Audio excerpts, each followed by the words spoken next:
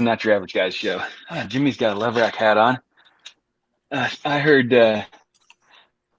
somebody talking about that hat last night, liking it a lot. Why don't I have a Leverack hat? Because it's a good hat. I don't know. I'll give you one. You didn't give me one. Next time I see you, I'll bring you one. You're not really a hat wearer, Dan.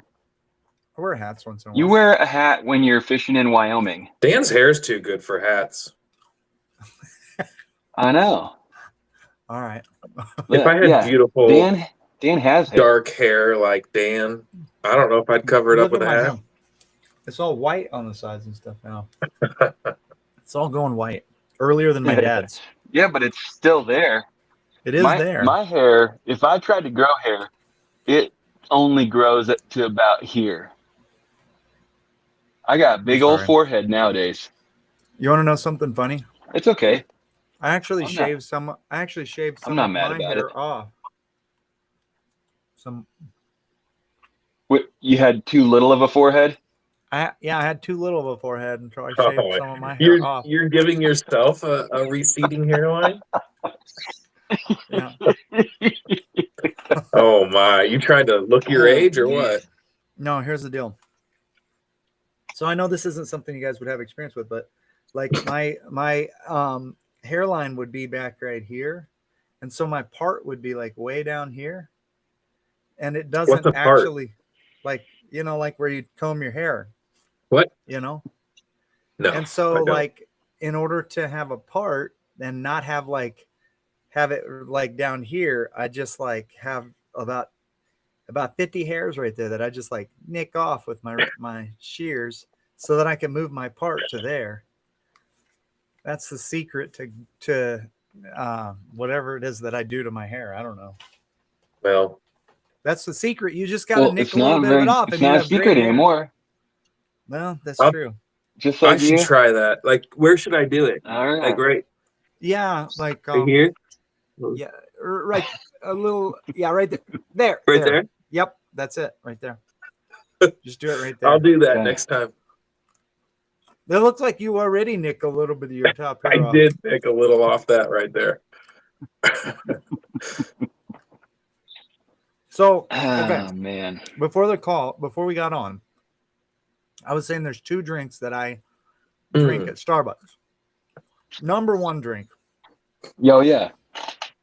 I get the triple chocolate chip.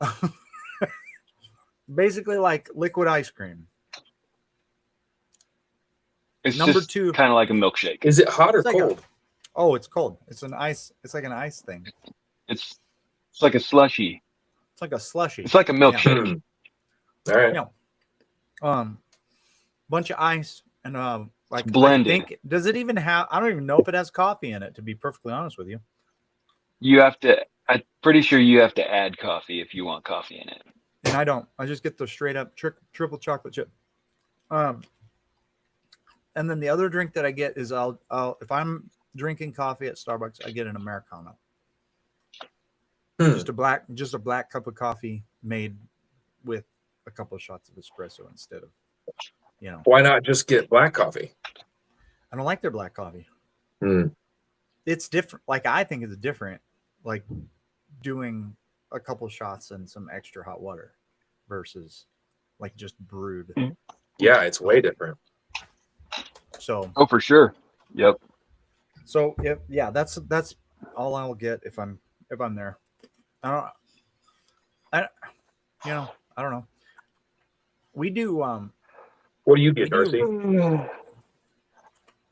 My kids like to go there, and Ryan wants to get a thing called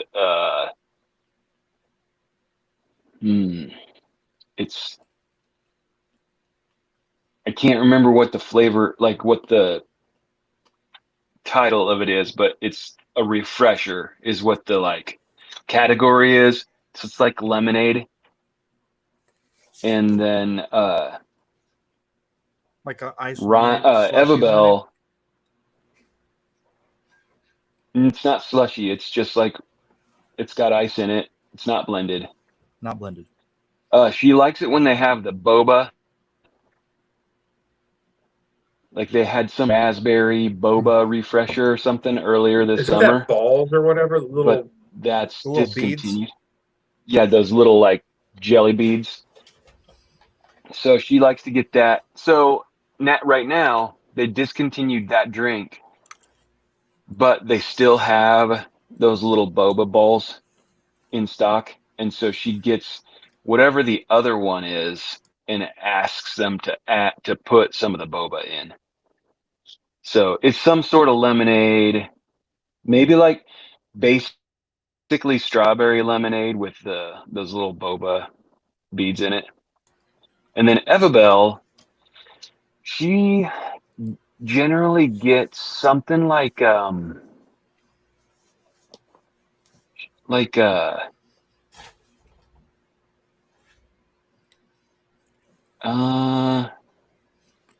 some sort of frappuccino, I think, like the cold is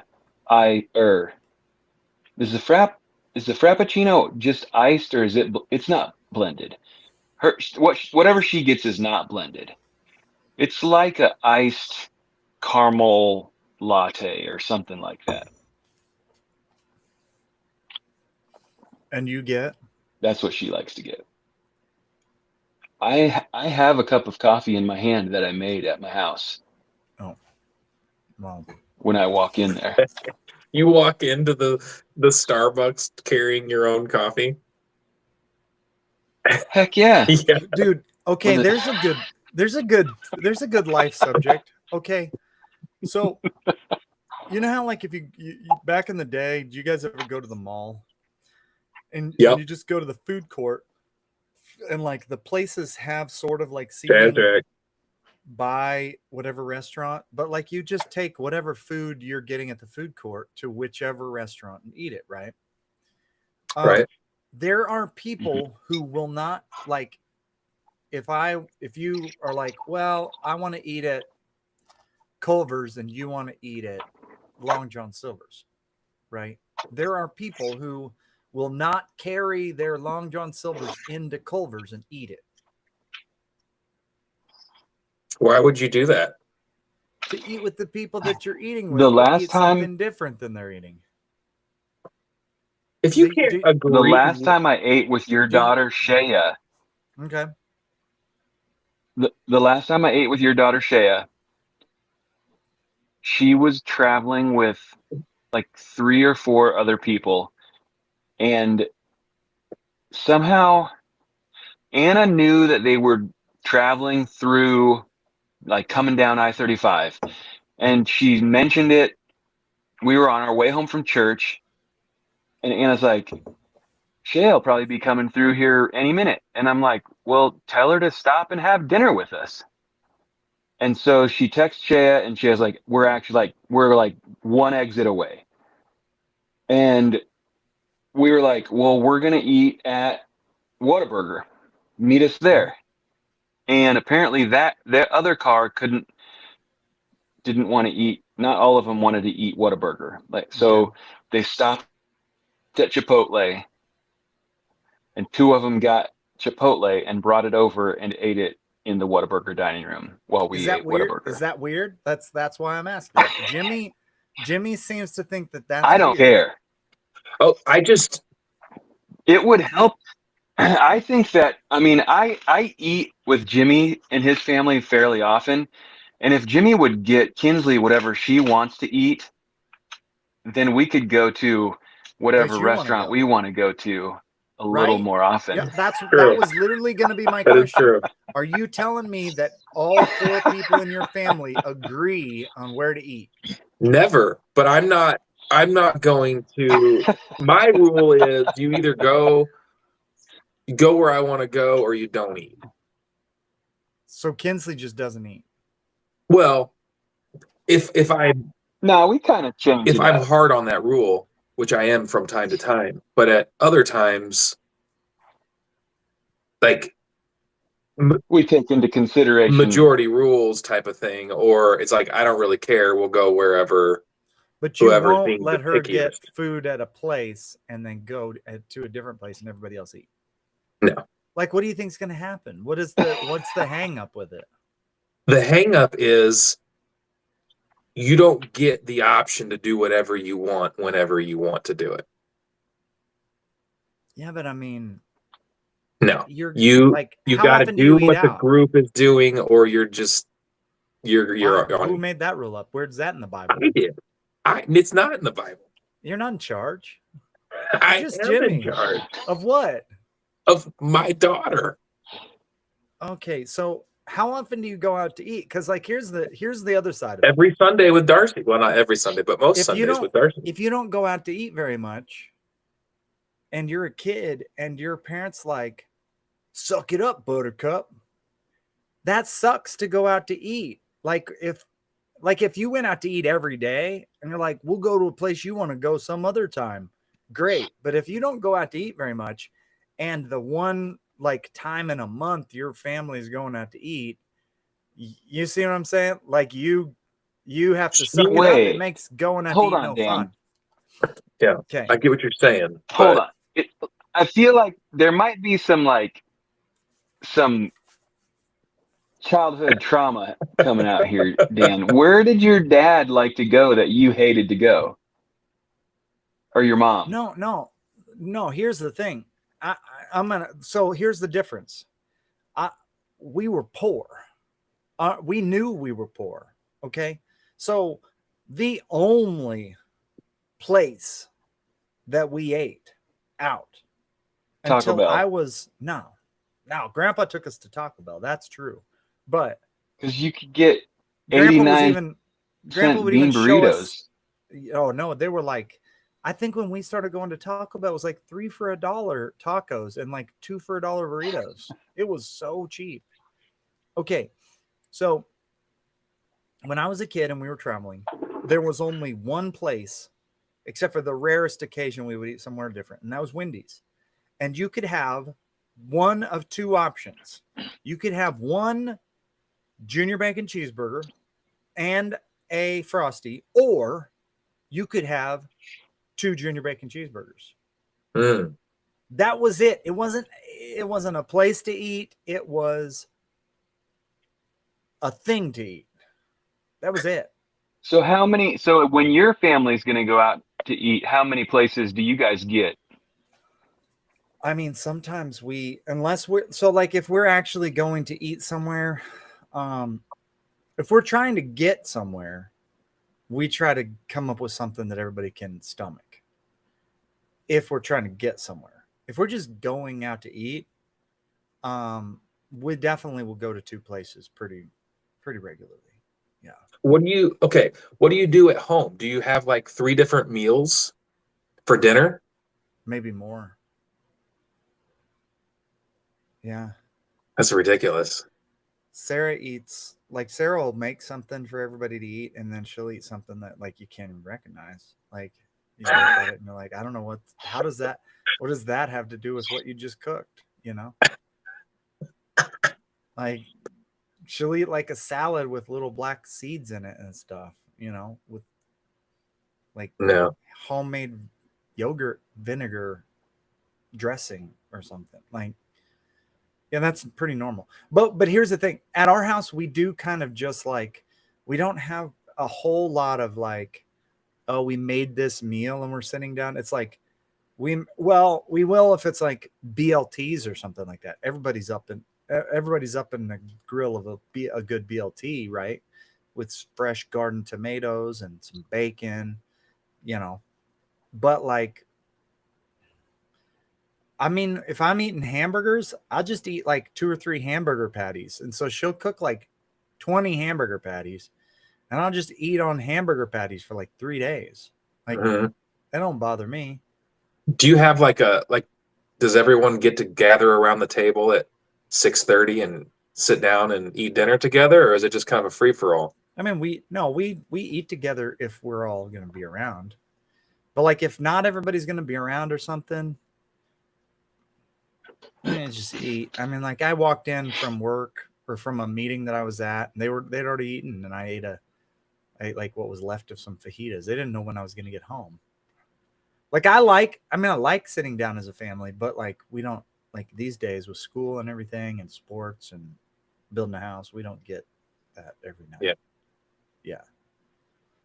But yeah, no, there's probably too much like of all the random food coming out at the Well, same my time. daughter is definitely the pickiest of the four of us, and but she gets to, if we go out to eat, sometimes she gets to pick, and we go wherever she wants to go. Mm-hmm. So it's not But like she, otherwise, she just has to suck it up. Or we don't go where she doesn't want to go. right? So here's the other I mean, thing. look, when I'm along, not necessarily just when you guys Right. are just on your own. Sarah But cannot that's eat the any same as refined sugar. that's kind of the same with everybody.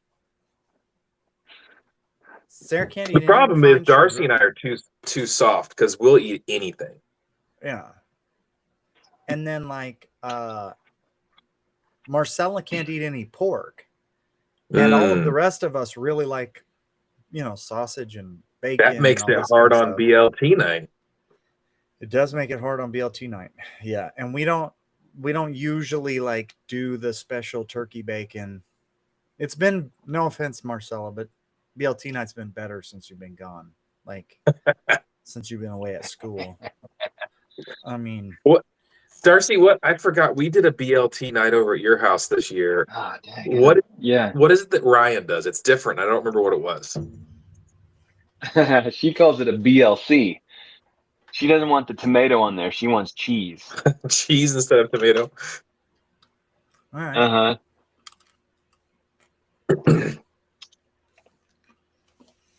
I'm not saying Our viewer said that he had some refried beans a couple weeks ago that tasted like Long John Silver's batter. oh, that sounds gross. Oh. On purpose, I don't know. or I'd on probably eat it. accident? Oh my On gosh, purpose? that I don't know. sounds gross. Dude, do you remember? I don't know that it's happened to me anytime recently. It seems like potentially this was when I was a kid kind of thing. When you would go somewhere, McDonald's, and you get fries that taste like fish. Because Oh, yeah. McDonald's has a fish sandwich. Yep. And there should be a dedicated fish fryer. But then you'd get there one day when the fry cook was new or didn't care and was frying fish in every fryer, or was getting behind and just throwing fries in any fryer, and you get those fish fries. Not good. I'm trying Yeah, to I remember that. Where's the place that does curly fries and straight fries? You remember? Is it Arby's? Hardee's? Arby's? Arby's. Arby's. Maybe it's Hardee's too. And like, if you bought a thing of straight fries, you always ended up with at least one curly fry in with it. It's awesome. Oh, heck yeah. The best. It's like It's that like, secret yeah, menu it's or like something. a treasure. It's like, oh, I got one curly fry. It's the bonus. You're like, do they like oh, always, right? I love it when I get these curly fries. But then why didn't you just order curly fries? Well, I don't know. Yeah, well, that's when you start second guessing your I- straight fry choice. You're like, dang it, I should have got the curly Maybe I fries. shouldn't have been straight. Maybe I only get curly fries at Arby's. And that probably took Every them time. only two or three free sample curly fries to get you there, right? Maybe.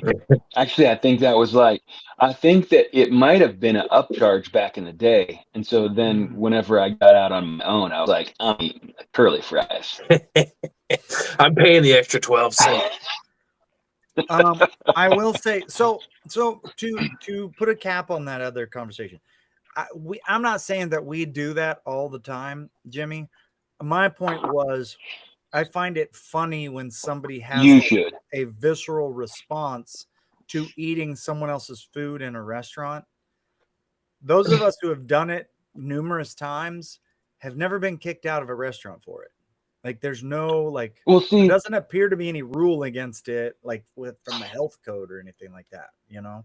Right. None of them kids feel very self-conscious about it. Don't most restaurants say like no outside food or drinks? Yeah, but do they enforce Yeah. it? That's the question. Yeah, Do they probably not. enforce Right. They don't care. But so something to think about is none of them kids like what Shay is hanging out with have ever seen a food court, Hmm. Maybe not. Yeah. right?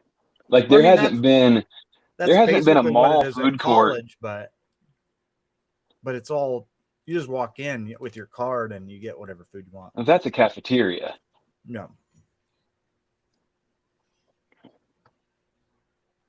I see people doing it and it doesn't bother me. I don't care, but I wouldn't do it. You wouldn't do it. You just have a moral thing against it. Well, there's no need for it because I'm going to only eat at one place. I'm not going to go to 2 different places to get food. Also, I was gonna say this when you said that about the curly fries, Darcy. Yeah. You guys know my thing about like going to a quick trip and getting an ice cream cone, right? Like I go to a quick trip and it used to be that like sometimes you get some yahoo back there who didn't know how to make a cone and they would just make a sad dog cone and you're handed this cone and you're just like, what did I just pay $1 for? This isn't right. And so for a while I was being like, I would go up and I'd be like, hey, I'm getting ready to order a cone. Are you like, how would you rate yourself on making a cone? You know? Yes. Heck yeah. It was like Dude. it was like a challenge for them, right? Absolutely. They're like, oh, I mean, I'm pretty good. I was like, are you pretty good or are you really good? Like what? Like, be honest. I'm getting ready to pay You can for pull a up your cone. phone I and be want like, a good one. look at the last guy, what he Look at did. this, right? So lately, a couple times I have gotten these cones that were so enormous that I like lopped the top of them off. When I got out the door, I was like, I can't eat all this ice cream. It's like the cone No. and then like this. Dude, You here's found a the crazy hack. thing. I just got a cone the other day from a dude that he handed it to me, and I was like, whoa, you worked at Dairy Queen, didn't you? And he's like, absolutely. Nice. I didn't realize you could make a Dairy Queen style cone on a star Oh, shaped heck yeah, you can. head. I thought that was a different head. It's just, you know what I mean? Like, you know, you do the normal classic cone that spins around and has all of the like folds in it and stuff. Well, the Dairy Queen cone is like, boom, boom. It's like a snowman kind of, you know? Oh, yeah. This dude handed me a straight up, if it wasn't, I mean, if it had been, he could have dipped it in something and it would have been like a Dairy Queen crunchy cone. Like it was. Did it have the curly Q on the top? It was everything that you would ever dream of a Dairy Queen cone being. And I was just like, it was Quick Trip? Oh, it was Quick Trip. It was awesome. Nice. I don't think I've ever had one from Quick Trip. Boy, it's been a long time for me. So here's a weird thing about it. I don't know if it's sometimes or some Quick Trips have a different mix. I kind of like the ice cream that's like a little bit slushy, a little less rich. Oh, really? Do you know what I mean by that? Yes. I kind of like it a little bit more slushy. They typically are the more creamy one. But a few times I've gotten the slushy one, and it's just the fact that I don't know exactly what I'm going to get keeps me coming back for them. I mean, like I might get a. You're saying? Yeah. You're saying at Quick Trip there's variation? Yeah. Yeah. Huh. Is it from one Quick Trip to the next, or is it just from day to day? Same Quick Trip. I think it's. I don't know what it is. I classically would categorize the more slushy version almost like as a Casey's kind of a ice cream cone. You need to start doing your YouTube shorts of going to Quick Trip, getting an ice cream cone every day. Yeah. Just I don't do it every day. I do it about you should I do it about 5 times a year when they're $1 instead of $1.49. No, every day you're gonna go in there. You're gonna rate them. You're gonna do your little hack. You're gonna talk What's the about guy's it. name that talks about the pizza? Barstool Sports doing a pizza Dave review. Portnoy. Leave me alone. I'm gonna give this a 2. This is too greasy. And then the next day he's like, "Oh, this is amazing, perfect. This is so greasy." I'm like, what? Quick Trip would not get a 2 on their slice of pizza.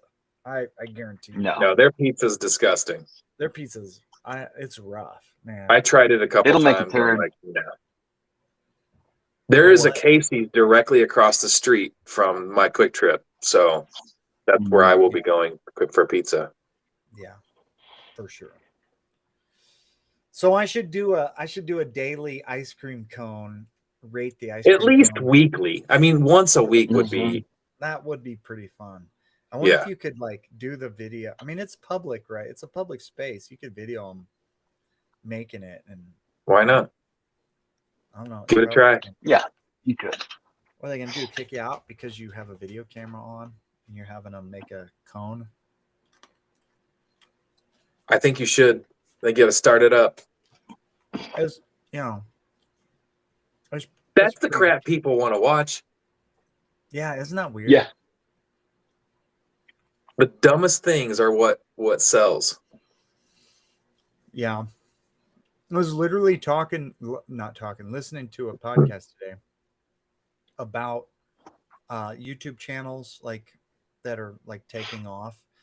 You'd be surprised at how many of them hire or partner with like media, these like, I don't know what you'd call them, but they're like media companies sort of. And they still do the same thing, but that these folks are doing like a lot of stuff behind the scenes that you wouldn't ever even realize they're doing. And he was basically talking about like their company invests in different YouTube channels. They'll invest in a YouTube channel down like as low as like 5,000 followers if they like it. But they do not invest in something if there's not a clear like business possibility behind it. And one of the things they said is like a lot of just like pure funny entertainment type stuff. There's no clear, like, if you got 1 million followers, would they transact any business with you? And like, if the answer is we don't know what it would be, they don't do it. Like maybe 1 million followers for an ice cream testing I don't know what would you do with that? Like what would be the business behind that? I don't know. I think that what you would end up with, like of a value, could be your opinion. So Of ice cream? you could be commercial. You could do commercials or promote. Yeah, it'd be like So all of a promoting other sudden, things. Yeah. yeah. But like the ones they really like are like, there's I guess a guy that does a lot of he details celebrities' cars. And like off of this car detailing business, he's created numerous car detailing products off of And now he's selling them. And now he's selling them. Another guy that does vehicle stuff actually has started like a car selling swap and shop type of bid site, like an eBay for selling classic cars off of his. You could start an ice cream cone business and start selling your cone to people. Dude, I think that one of the problems with people like me is, and probably you guys too, is like I like too many things to convince anyone that I'm really into Ice cream. Like I'm just Yeah, but you were sounding so passionate about it earlier with the less creamy and the more whatever and But what So the do you? do you You're not, like the creamy freeze? I don't know. I don't know what these things are called. I just know that I get it, Out in and I'm like, oh, I Concordia? actually in Concordia. what's the name of a I've never been store? there. Creamy freeze? I've never been there. Never heard of Would it. you like? You know what Hmm. I'm talking about, though, don't you, Darcy? Like the difference between the like, it like Oh has yeah, little and ice yeah, particles and in it, kind I of. Don't would like that be one. so here's no, So You don't here's even what like it once I in a while. okay, if that's your only option, it's not like I'm gonna buy it, recognize that that's what it is, and then just throw it away. It's not. Yeah, I can stomach it, I can eat it, but I yeah, don't prefer it for sure. And if I know that that's the kind of ice cream they have there, then I'm just not gonna get a cone. yeah. It's just not I rich much rather at all. prefer the rich creamy. Yeah. So I would call that ice milk. It kind of has an ice milk kind of feel to it. Yeah. Hmm. So I just like honestly, I just assumed that it was like since it came from the same store, I kind of assumed that it was like at a different phase, like it was like earlier in its freezing process or something. But it's not. It's a here's my totally different guess. mix. Here's my guess. My guess is that someone different cleaned the machine and left a little water in it. It's just watery, just watered down And some. you're Soapy getting water. those little ice crystals. Hmm. Because it might be the That's my same guess. mix. It's just a little less That's rich like because there's watered too much, down. a little more Yeah. water in it.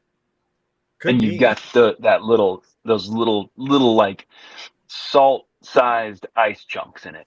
The tiny little ice chunks in it. Yeah. Hmm. That could be it. It could just be that it That's got. my guess. If it's coming from because Quick Trip. So when I worked at Dairy Queen, um, Dairy Queen is franchised, Mhm. and so it's not like corporate sends like this is what it is. Like so McDonald's has corporate stores and franchise stores. So franchise stores, there's somebody there ordering what they want. Like they Mhm. could get well, I don't know for certain that that they offer like different grades of beef or anything like that. But they have a little bit of say, I think. So you can have Mhm. a franchise store that might be a hair different than another franchise store. Same with Dairy Queen. Dairy Queen, for certain, has different like grades of product. And Dairy, like at least back in the day, Dairy Queen had different levels of. They call it DQ. That's their ice cream. Mhm. And the one I worked at, that guy was like premium only. Like Be the only best. he would never buy the like ice milk type. But you could go, you for sure back at least back in the day. I don't know if it's still just like that. But for certain back in the day you could go to a Dairy Queen and get that like ice milk stuff. Type of stuff. Yeah. Like it would I didn't not realize be that as because creamy I and would think rich. that like you would have a hard time making that like really stout cone with that other. Like it seems like when you dip that other stuff in like the chocolate crunch, whatever its stuff is called, Yeah. seems like it wouldn't Uh-huh. survive it almost. But maybe it would. Maybe it'd be So fine. Dairy Queen for dipping cones, if you don't have your ice cream at the right temp or like consistency, or if you're just not like as good at doing the dip, they have a flash freezer right there. So you build the cone, you throw it into the flash freezer while you're Oh, doing the rest of the order, and it like almost puts a crust on the ice cream mm. if you need to. and then you Man, can so boom, many tricks. All dump the it. Yeah. secrets of Dairy Queen. Mm-hmm. Huh. Yeah. Yeah. I have thought like a restaurant business would be kind of neat. And then I think like I don't want to be at a restaurant every day of the week. You know, Oh yeah. like And I'm pretty sure, especially nowadays, if you have a food business and you want it to be worth anything, you have to be there. yeah. We went to If Dairy you want, Queen not if you long want it to ago. be profitable. Yeah. Yeah. We went to Dairy Queen in Kearney not long ago, and we ordered, all we were there for was ice cream, mostly Blizzards. And they brought two of our Blizzards out, and they were like, the ice cream would barely stay in the spoon. It was so runny. You know how when they Blizzards walk are out, supposed they're to be able to supposed to like turn turn it it upside upside down. down? The guy just hands them Mm-hmm. to us. He just set them on the table and walked away. And we were Like, are like, you gonna turn them upside down or not? in the spoon, and it's just like water. And Dude, then he came again, back with our fourth one, and he does the turning it upside down and sets it on the table. And we were like, why didn't you do that with these? And he was like, there's something wrong with those. And we were like, Why did you bring them out? you What an think? idiot. dude, I'm gonna look it up. When I worked at Dairy Queen, if you didn't turn the Blizzard over before you handed it to the customer, it was free. Well, we should have got 3 free ones. Yeah. So then he was like, well, I can remake them. I'm like, well, these are basically not edible because of how, I mean, it's like soup. He's like, Like yeah, all the stuff is moving to the bottom. something's not right with the machine back there. I don't know what's going on with it. He's like, maybe I can try making them in chocolate ice cream. I'm like, I don't want chocolate ice cream in my Blizzard. No. And so he goes back there and he makes 3 new ones and brings them out, and they were fine. So I don't know Yeah, what that means there wasn't something wrong with the machine. There was something wrong with the maker. we like. I thought maybe they just like made them and set them off to the side for 10 minutes. Maybe. Dude, I don't know what the machines do now, but I saw somebody at Quick Trip, they were out of mix. Machine wouldn't make ice cream. All right. They dumped the new bag. You know, they have a bag of the liquid. The cream They stuff. dumped it in there. And dude, I kid you not, it was not 1 minute later. They were making ice cream cones again. Dang. I was like, what? That's cold. Cold. That's this crazy. says so. How fast that The internet works. says that not every location participates in the upside down or free promotion. That one definitely does. So let's see. How serious is Dairy Queen Blizzard upside down policy? If you can't decide between ice cream and a milkshake, there's a solution.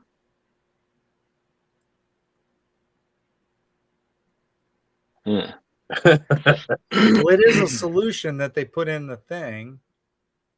Is that what they mean? Employees were instructed to serve Blizzards upside down, or they were free.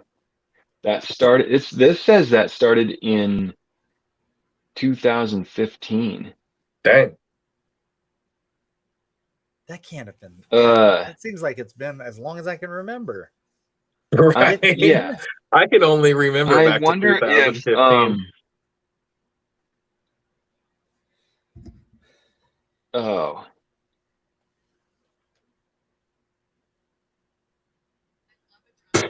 Huh.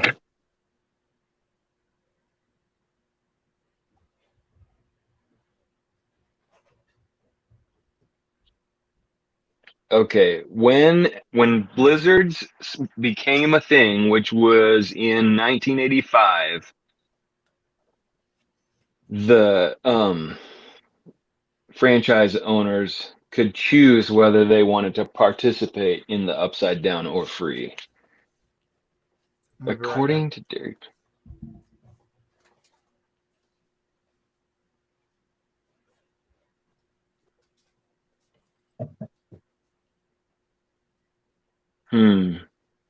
Well, we should figure out if Kearney is one of the participating locations.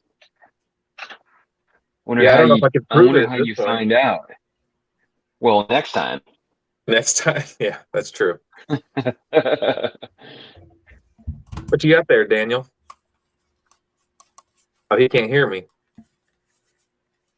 Can you hear me now? I can hear you now. What'd you grab? Nice. Well,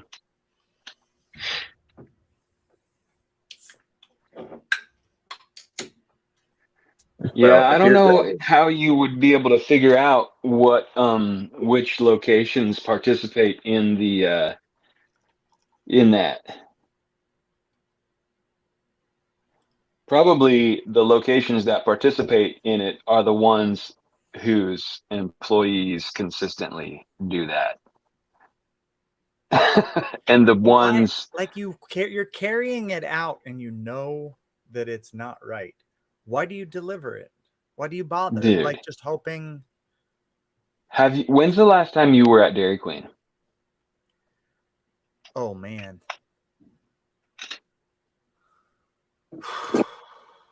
It's been a long old time. What you got there? Dude, they're not the Little same something. anymore.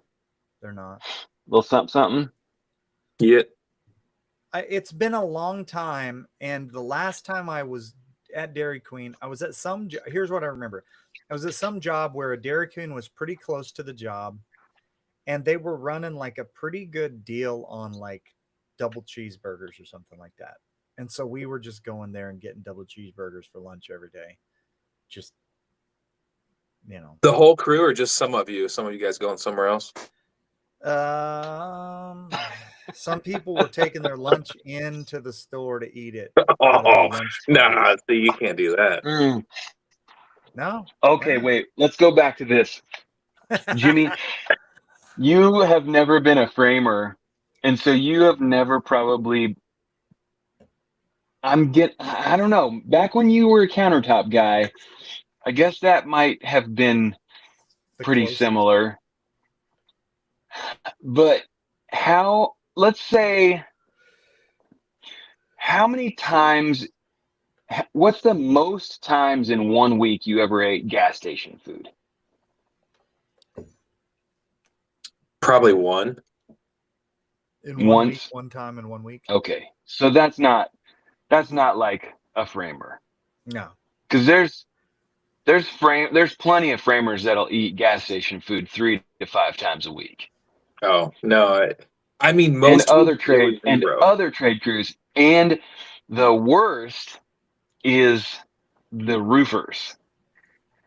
zero. Because if you don't think that taking your Chipotle into Whataburger is all that cool, what about bringing your lunch that you made at home to Quick Trip and just using their microwave to heat it up and freaking Nasty. smelling the place up?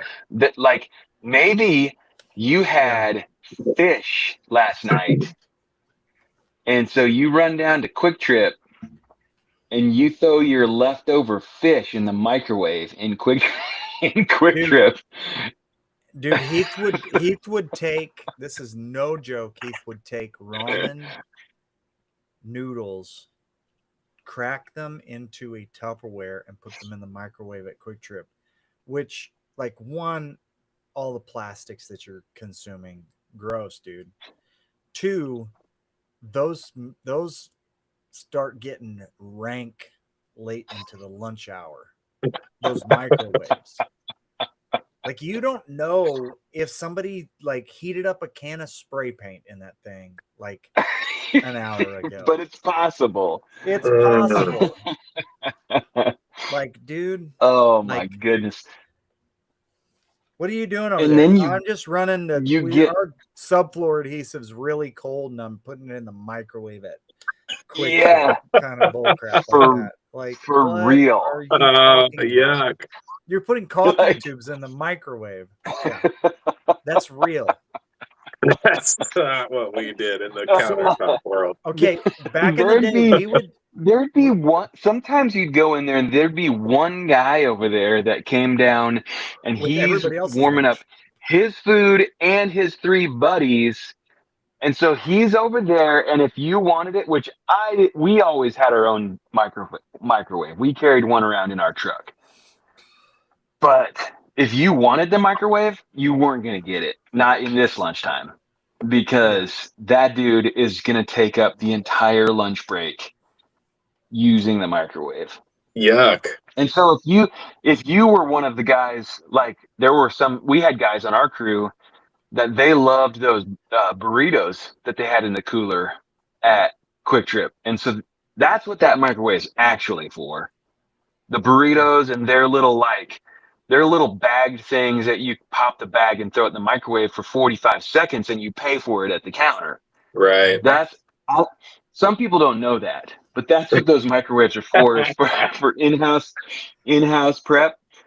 Oh man. But and then those guys would be pissed because they're standing there waiting with something that they're trying to purchase, and this dude's got 3 cans of soup and a rack of ribs that he's trying to warm up. And like, and the funniest part about it is that for $19, you can go to Walmart and buy a microwave and leave it on every job site if you want. Yeah, and if you're a little tight, you can get the $7 one at the Goodwill. Yeah. Like, it's so crazy. So, speaking of microwaving fish, it reminded me of earlier today. I came home from work and I looked over at the neighbor's house, and guy had a refrigerator on a trailer backed up to the front door, and he was by himself. Mhm. And these are new neighbors, and That don't speak English. that don't speak English. And I thought to myself, man, I should be a nice neighbor and go over there and help this guy put this refrigerator into his house, because it looked like he was struggling. So I walk over there and I'm like, hey, dude, you need some help? And he says, yeah. And I was like, all right. Well, the refrigerator is laying on its back with the doors facing up. And Yeah. it's full. Wait, whoa. And laying on its back. Full of stuff? Like food, or like Full of food? Yes. He's moving it in or out? He's moving it in. And so his kids come out of the house and he starts I'm walking away from that. I ain't a part of that. He starts telling his kids to grab the food and take it into the house. And so they're just reaching in and grabbing stuff. Nothing's broken. Falling into the house, and it's half melted at this point, everything. And it's dripping all over the place, and they're just throwing it in the living room. Well, it gets to the freezer, and there is a carp, like 2 feet long carp. It's half frozen, and it smells terrible. Is it like in a bag or wrapped? Well, it was in like a Walmart bag, one of those plastic Walmart bags that was just sticking out of that. Oh, yeah. Completely sticking out of it. And so one of the boys comes out and he grabs it and he's like holding on to it and he carries it in the house and just throws it down on the living room floor. And so eventually the refrigerator freezer gets emptied, and me and the guy stand it up, and then I grabbed my dolly and we wheeled it into his house, and we got it into the living room, and there's just all that food is just juicing all over the floor in the house and smells so bad, like disgusting. And then I was like, all right, where are we going with this thing? And he was like, oh, we'll just leave it right here. This will be fine. I'll get it from here. So I walked away, left it sitting there. With you? I took my dolly and we left it sitting in the middle of the living room floor. with all the food scattered all over the living room floor. And he and I both go back into the front yard, and I was like, hey man, you need any help with anything, let me know. And he's like, oh, okay, yeah. And so then we start talking, and we stood in the front yard talking for probably 30 minutes. The whole time that thing's just sitting in there, juicing all over the living room floor. You can't return that refrigerator on for hours, so it don't Yeah. matter. So I don't know what they did, So, but okay, eventually I walked away. I do want to ask this question, but like you saw, like, did you see in the refrigerator? They opened the door and you see in it. Did it look like they had unloaded the stuff, put it in there, and with the intention of re-unloading it? Like, was it all sitting like in a way, like as if the refrigerator was a cooler, or did they just flip the refrigerator over and start moving it? I think they flipped the refrigerator. Well, you see what I'm asking? Yeah. So some of the shelves were like flopped sideways. I think they had emptied some of it because I don't think it was a full refrigerator when I saw it anyway. So they'd Dude probably doesn't taken have a some wife, does he? It's just him and his boys. He's No, married. we met her. She was there. She was in the house. She waved at me. She thought this plan was a good plan.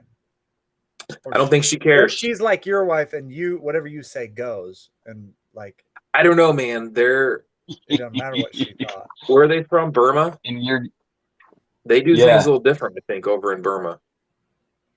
I don't even. When you said Burma, I can't even, like, off the top of my head, I can't picture where that is. Is it India? In the It's Philippines like or something? it's Asian. Yeah, it's Asian. Oh, and there's like one Burmese of the python. So the refrigerator has doors like this, right? That open and close. Yeah. Oh, the French. Yeah. One of them was gone. It wasn't on there. Gone. Yeah, it's not there.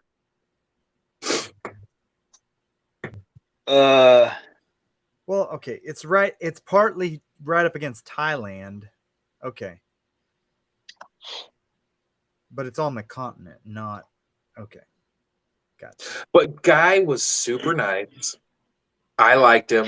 His English wasn't great, but we were able to communicate. Mm-hmm. He filled Which is me better in than the last time you tried talking to somebody over there, right? Yeah, I don't know who. It wasn't this guy last time. It was somebody else, and they're just like, yeah, I don't know. He works for an organization that is nonprofit. It's called dang it, now I'm not remembering the name of it. If I had my phone, I would be able to find it, but my phone is being used for this. Dang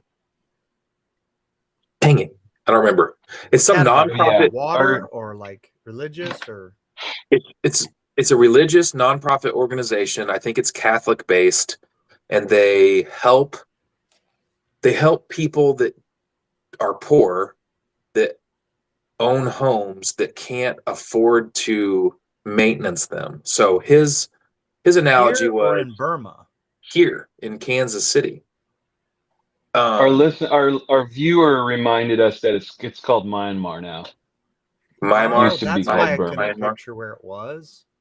That's why you couldn't figure it out.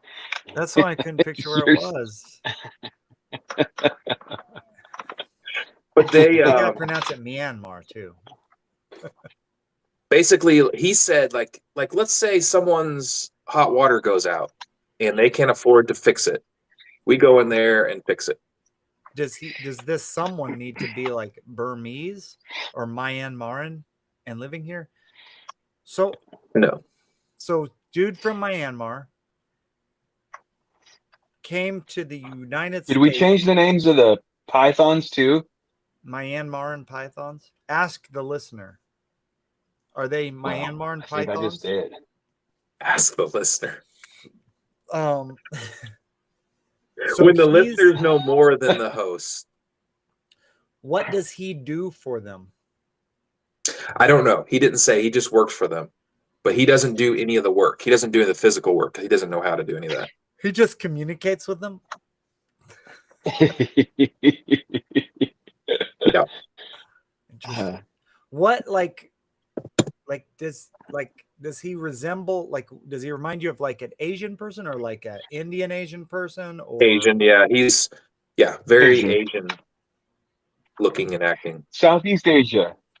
Southeast East Asia, Dan. Yeah, no, I mean, but like, yeah, Super nice guy. Russians are I mean, Asian, and he was super friendly, super nice. He tried to introduce me to a game that they play over there. Russian Really? roulette. Yeah, it is. Asian roulette. There's a ball that's about this big, and it's like hollow and it's weaved together. Okay. He had one over there, and he was showing me, and you basically play it like it's a hacky sack where you hit it. You can't use your hands. You can use like your elbows and your feet and your knees and your head. And it's 5-on-5, and it's like a volley. It's set up like volleyball. So you have a net, and you're bouncing it over the net back and forth to each team. And if it hits the ground, it's a point for your team. Yeah, it's volleyball, but without your hands. Yeah, and the ball is like this big. And it's freaking unbelievable when you watch people volley back and forth like 6 or 7 times. You're like, so he showed me a video. I was like, whoa, that's impressive. That's not a game Americans would want to learn how to play. Can't. The learning curve is way, way too. That's what I said. I was like, man, I don't think I could play that game. You're He's not like, introducing I could teach you, he said. No. So I might have to learn. Not Jimmy. You couldn't teach Jimmy that. I bounced it around. Jimmy can't even kick a soccer ball when it's kicked to him. That's what he said. He said, do you play soccer? I was like, no, I've never played soccer. No. Right? You don't play. No, I've never even. Can you hacky sack? I have done that. Can you run with the big dogs, or are you like? No, not at all. Would you be like playing with me and Darcy and you, and Darcy would be the best of us? Yes. Yeah. Oof. That's Didn't bad. your crew used to do hacky sack, Darcy? I hacky sacked in the day. Yeah. On the framing crew, right? Yeah, I can do a hacky sack like 3 hits and then I'm done. And then whenever I try to pass it, good luck. Good luck. I can like do a knee thing, like boom, bump to my knee. That's about it. Throw my hip out if I try to do it with my foot. Yeah, but these guys are passing it over a net. Yeah, it's crazy. Yeah. It looks pretty intense. That's stupid. Like, why would you put that much effort into something like that? Like, come on. Like, I don't know. I mean, I guess you're probably not going to get hurt, like if you try to pick up football right now. But I mean, nah, we're into pickleball, like a game that is named after the most lazy. No, I'm saying Americans our age. Like, yeah, they're so into pickleball. Hey, we couldn't quite cut it playing tennis, so we're gonna do pickleball. Like, come on. I don't understand this pickleball thing going around. Dude, it's a thing. Oh, it's huge. I know. I was talking to a guy at church Sunday, and he was like, "Oh, yeah, I love going to Kearney. Kearney's got the best pickleball courts." And I was like, "What are you talking about?" Oh yeah. So here's the short explanation of pickleball. Okay. In exactly the opposite of whatever game you just said, the range of people who can be, I'm putting the air quotes up, competitive at pickleball is like very, very broad. Because yeah, like my mom. The rules are set up so that your mom and a partner that's like 30% better at it than she is can theoretically stay in the game with you and me, who are obviously going to be more athletic, but that's not always the like name of the game. Like it's like, hey, it's like tennis, but it's way less athletic. Right. And then from pickle, so you got tennis, highly athletic, right? Like the top female tennis player probably isn't in the top 500 male tennis players in the world. You got pickleball. The bottom player in pickleball is in the top 500 pickleball players in the world. Like it's like tennis is to pickleball what chess is to checkers. That's what it is. Like I can play checkers. I don't even have a 50 IQ. I can play checkers, right? And I can win at checkers, or at least I can get a draw in checkers, right? I don't even know how to play chess. I don't know what a pawn does or can't do, right? So then you go, like, what's weird about the pickleball thing is like tennis and then like pickleball.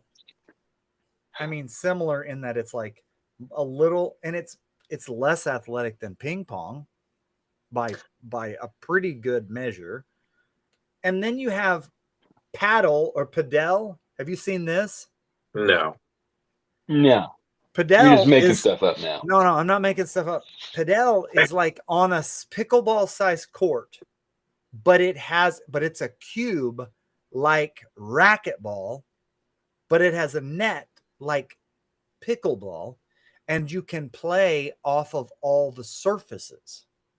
So it's like you went tennis, and then you had pickleball was getting popular, and then like a bunch of legitimately athletic people were like, well, we got to do pickleball, but we got to add a twist that's like going to be hard for Jimmy's mom to even understand. We're going to make it 4-dimensional. Like, you know what I mean? Like they can play off the sidewalls, the back, and the lid in padel. Never heard of it. Pickleball size court with 2 sides. You never heard of it? Oh, no. Okay. It's like a thing. Again, I don't know how we got on that tangent. I don't know, but man, I don't know about this pickleball thing. It's so weird to me.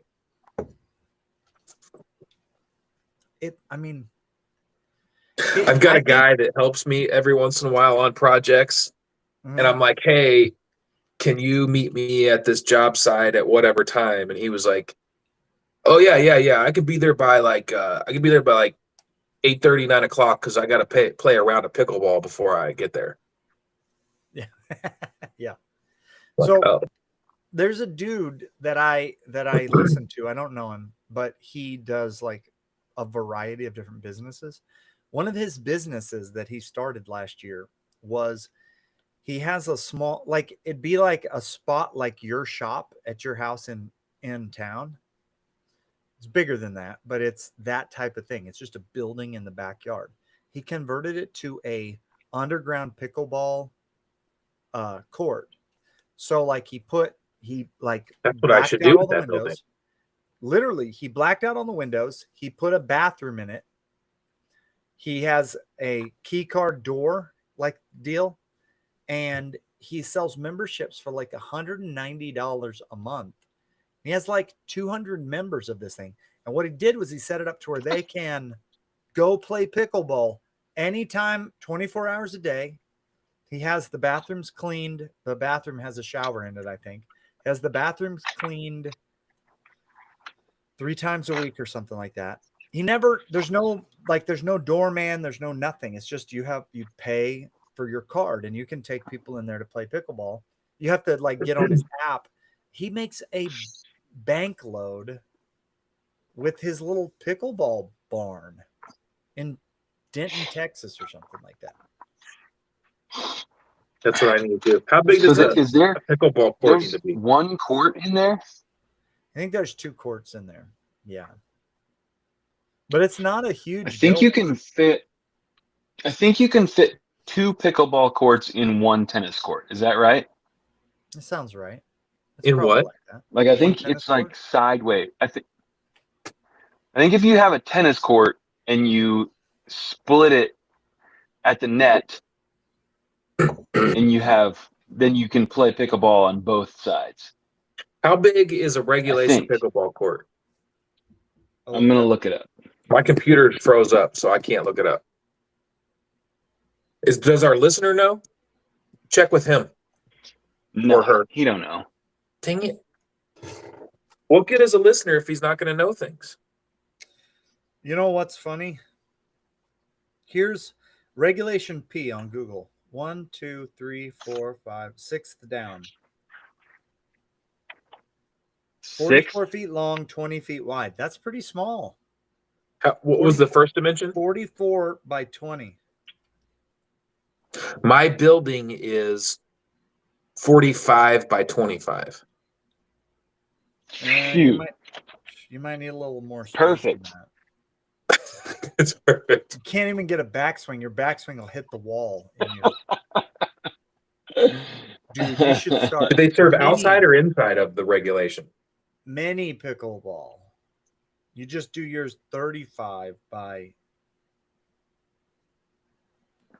Okay, so the total is 30 by 60 with the space, the extra space to move around. 30 by 60? Yeah. Not big enough. Dude, my garage isn't even big enough for that.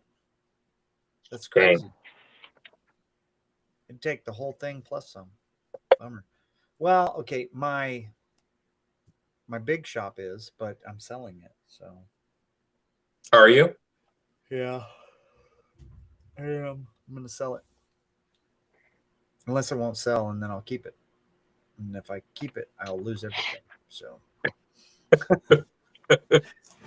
I honestly, I could probably, if I think about it, I could probably rent my house, my old house, the one that I'm in right now, out on Airbnb for like 1 weekend a month and cover the bills on it.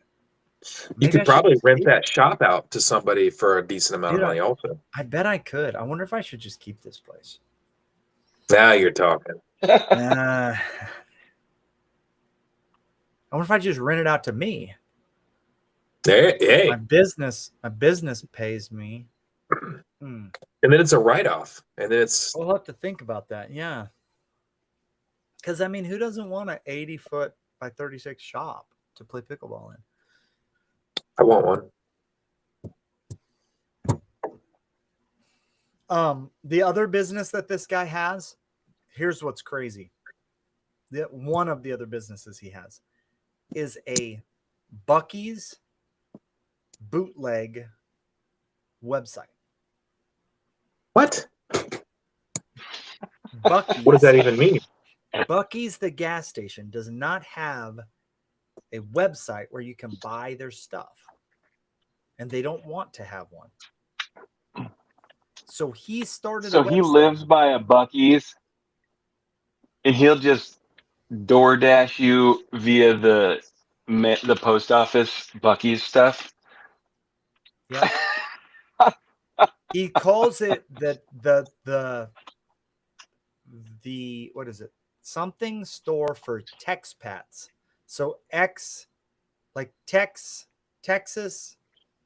expats, like people who used to be from where a Buc-ee's is, and they freaking do like they have no deal with Buc-ee's.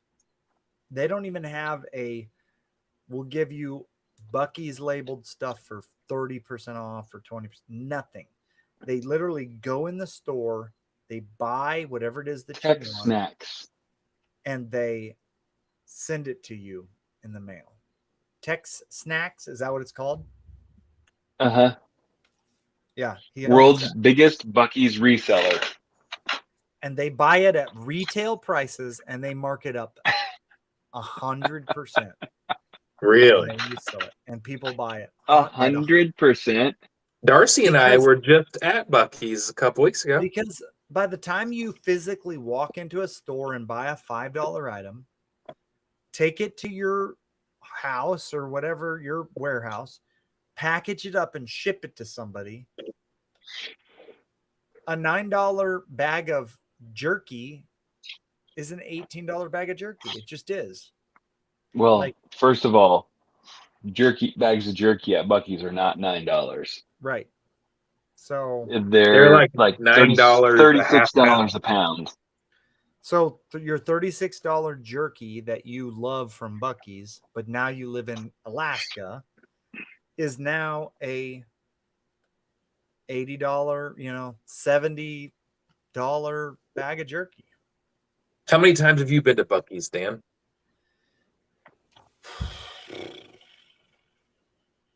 At least once. At least. Yeah. We went to a Bucky's down in Florida, and my brother David is really into Bucky's. I don't know that he's really into Bucky's. He's really into. I just know that they spent like $100 there, That sounds like Darcy. and they got like roast beef sandwiches or barbecue beef sandwiches, and they got this and that, and they got the other, and like they have Bucky's, and we went in and we're like, I guess this is where we're eating lunch, and so we bought our food there.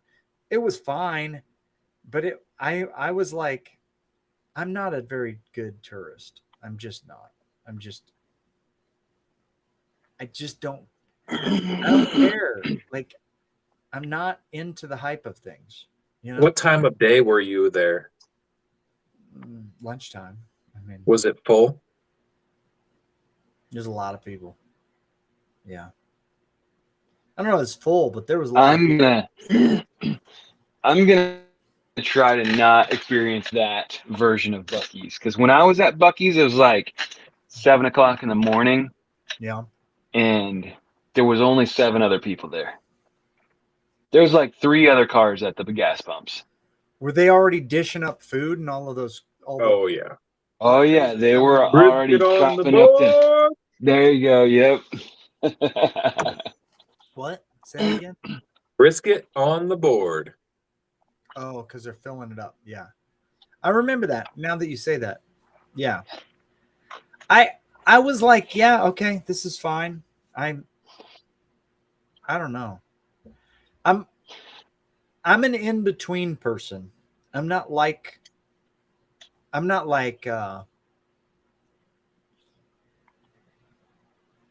the people who are like really into the niche band or the niche everything, and like then they're mad whenever their band becomes famous and popular. Yeah. Dude, You know what I mean? you were a part of that band. You were a member of that band. I was a member of that band. Dude, I remember having conversations with Alex about how, like, basically every band that ever made it on the radio was a sellout. Yeah, but like, dude, Like, so but, like- wait, you just want to be like a nobody band and never never make it? Like, Those are the best bands, the ones Dude. you've never heard of. Alex loved you too. Like, I don't like the biggest band on the planet. No, but okay, so like I say, I'm not that guy.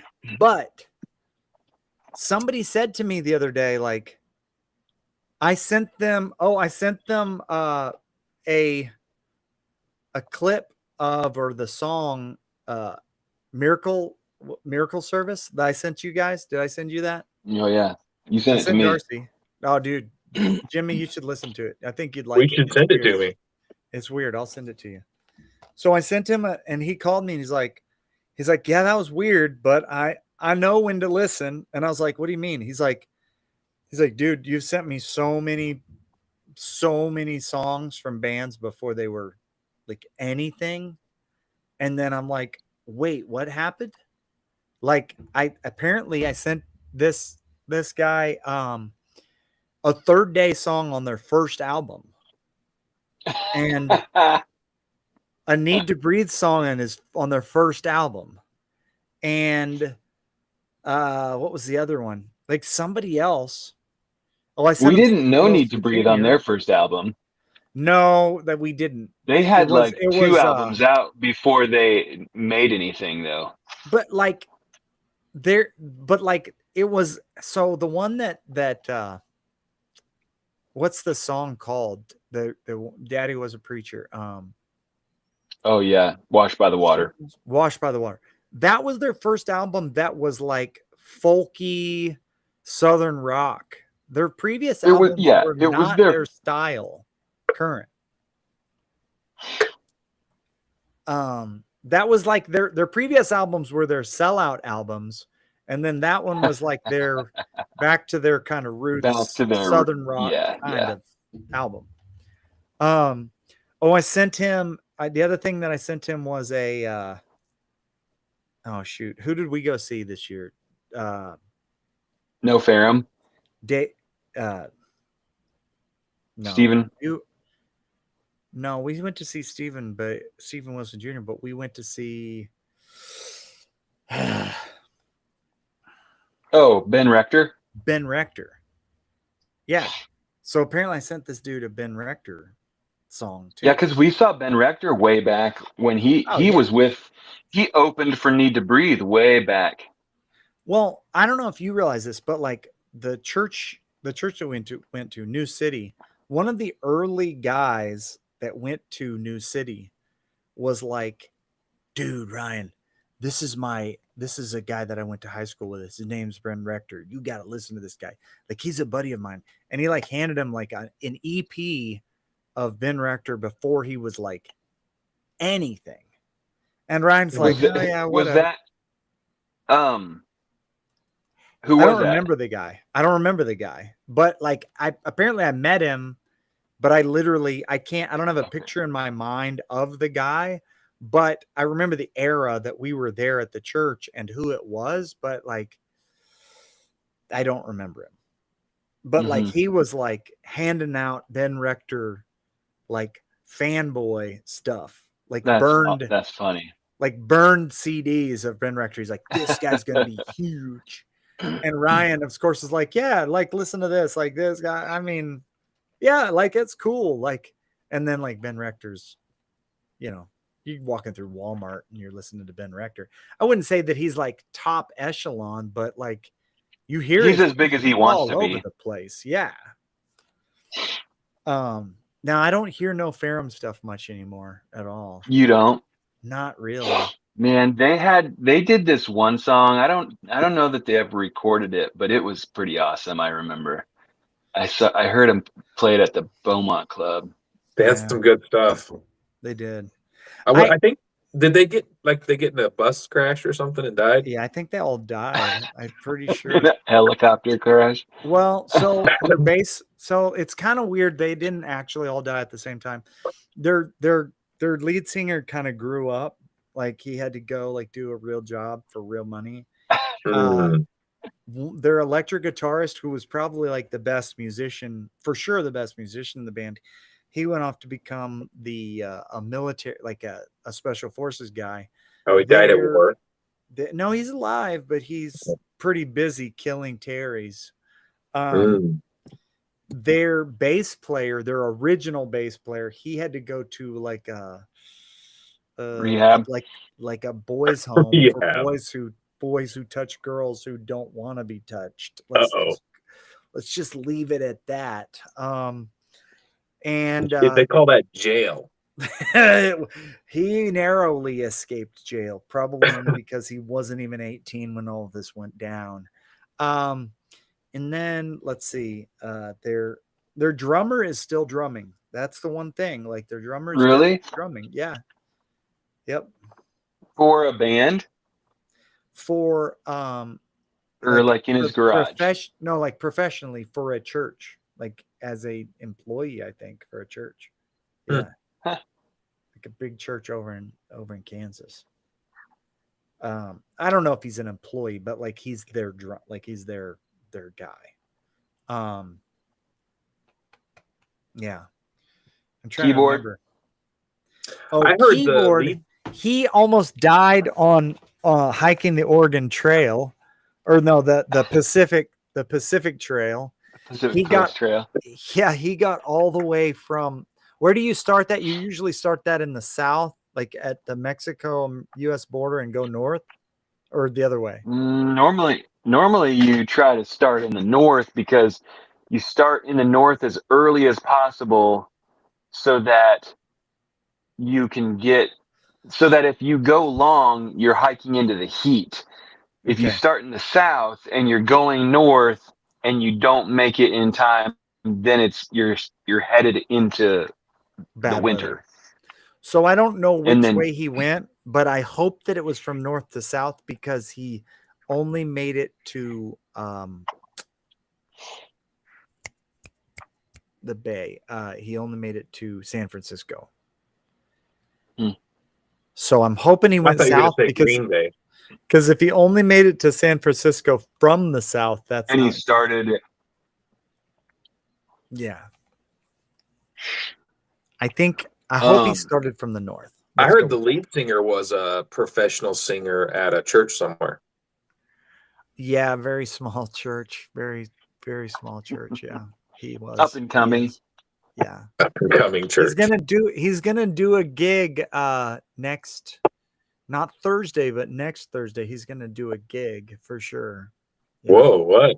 Wow. Yeah, it's a pretty big deal. It's somewhat of like a sending off sort of a thing. Really? Yeah. Yeah. Is it being advertised?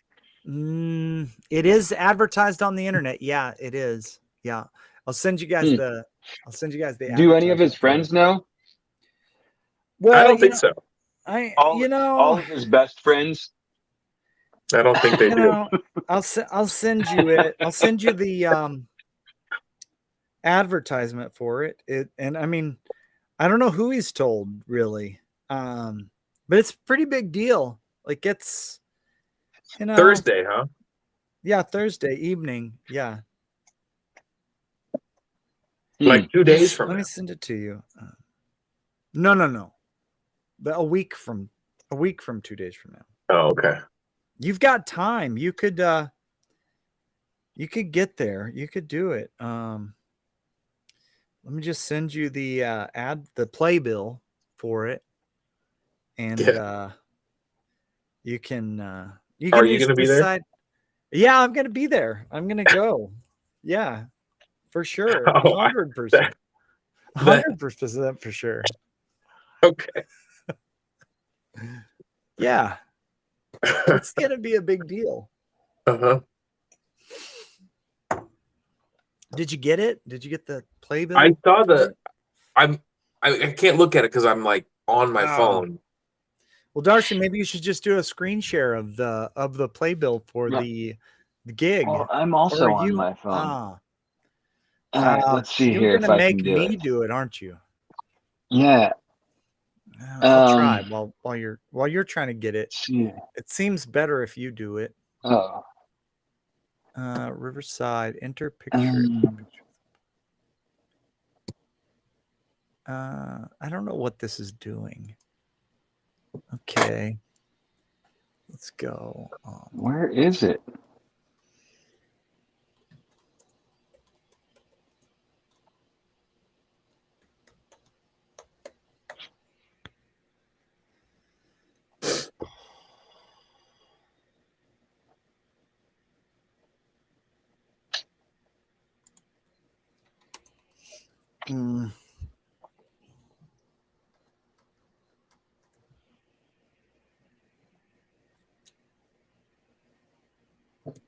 Mm. I don't think that I can screen share directly from my phone. What's this do?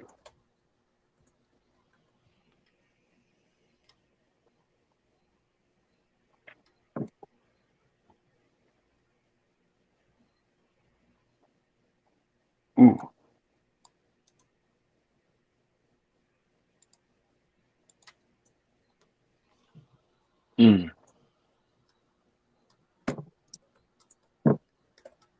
Okay.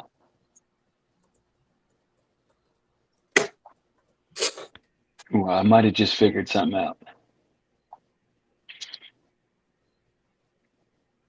I'm gonna find it here.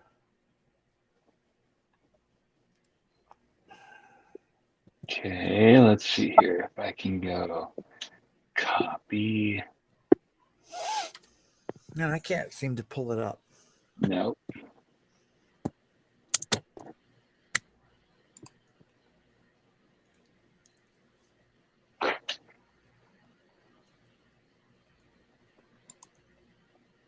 Come on, buddy. Am I offline or something? Hmm. And I think it's important that the general public see the playbill for this. Like, Yeah, I don't know if like it's probably. you know like if No Ferrum is listed as like performing, but kind of Well, I don't think the band's together anymore. I think it's just the lead no. singer doing something on his own. It's just the lead singer doing like a solo thing. I don't know why my wife. We're online. I don't know why it's saying that I'm offline. This makes no sense. Should send it to our listener and have our listener tell us what it's all about. I wonder if our listener's going to be there. Maybe. Maybe if he could see what it is. All right, let's see here. Where did that go? All right, I'm gonna go here, and I'm gonna go save, share to. There we go. You get it? One. I think I've almost got it. Let me see if I can go over here and do screen share. It's gonna seem really like anticlimactic. Yeah, it's gonna be really anticlimactic.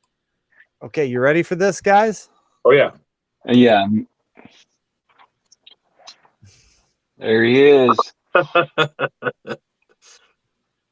And so you're gonna be headlining at this? I think so. Yep. There's the here we go. There's the lead singer of No Ferrum right there. Is there a set list or? Yeah, it's just one song. Yeah. Is it a duo? No, it's just him singing it. I am gonna play it with a chord that I'm not 100% sure of.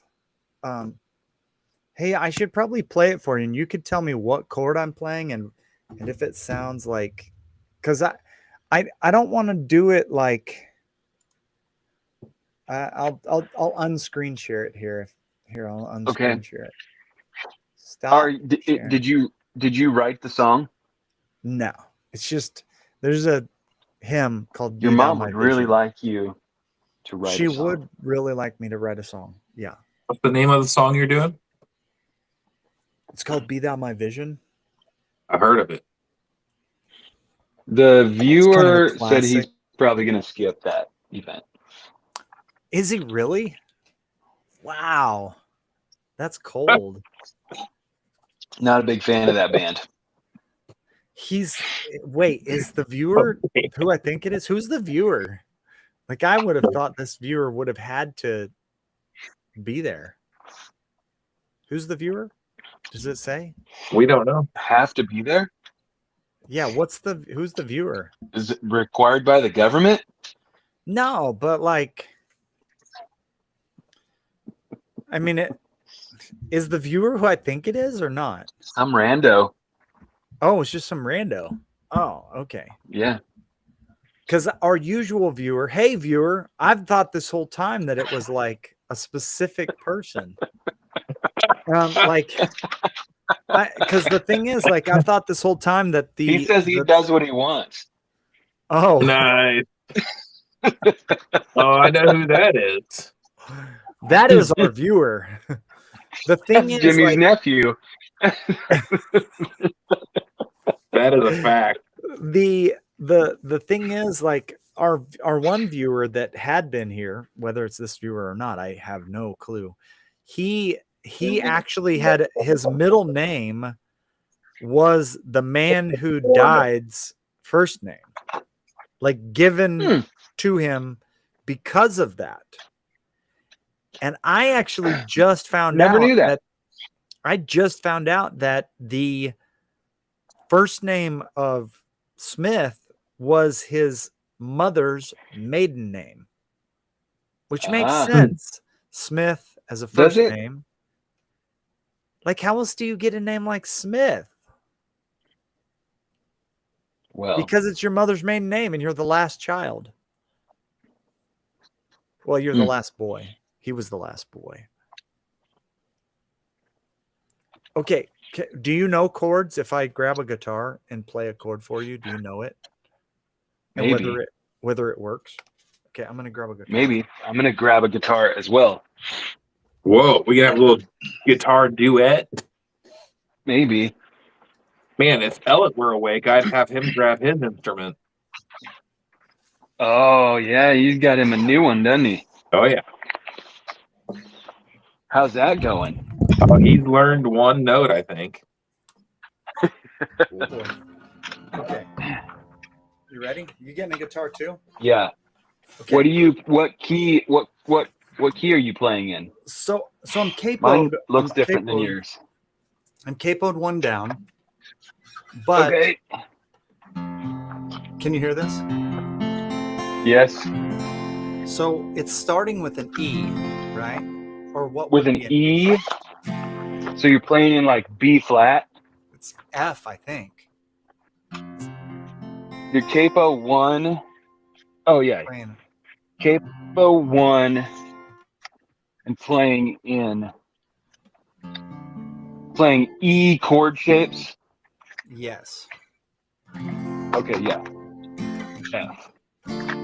So here, if you can hear this, tell me if this is like, so I'm playing an E, and then in the song I'd be like, be thou my vision. I mean, the singer would be in this scene if I was the singer. So you're playing my heart. E, C sharp major, A, E, right? You're playing an E. Wait, go to what you're saying is a C sharp major.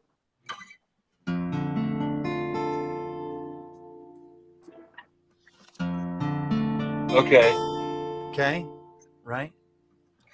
And then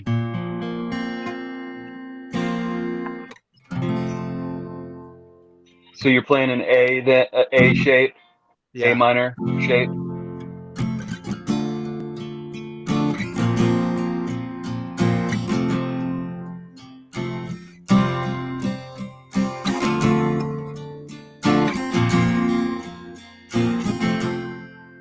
So you've got an E shape, C sharp major, A shape, and a B as all the chords for the song, right? Yeah. Okay. Yeah. But I don't like them for interlude or like fill.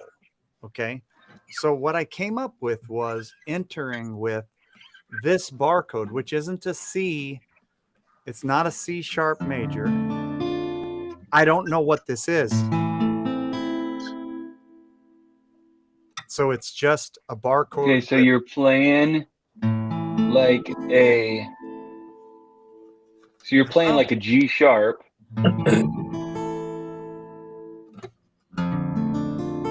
Right? So is that what that is a G sharp? So it's on the same bar as it's a form of it. Yeah, it's a form of a G sharp. Yeah. So what I'm wanting to do is go with, for like my filler, is that fit? Which should be correct. Yes. That should be correct in the chord progression, right? Correct, yes.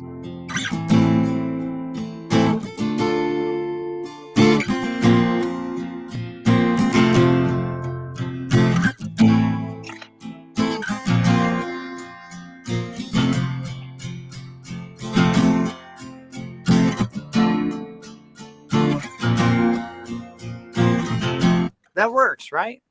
Like you can Yes. put that G sharp in that chord progression, even though Yes. in no part of the song is it ever used. Right. Just as music for between.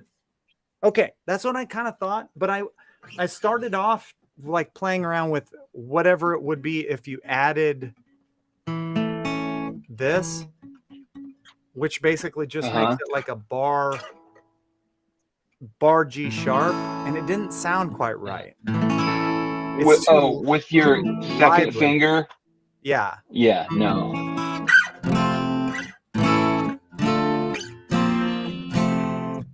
But with just that fits, I think.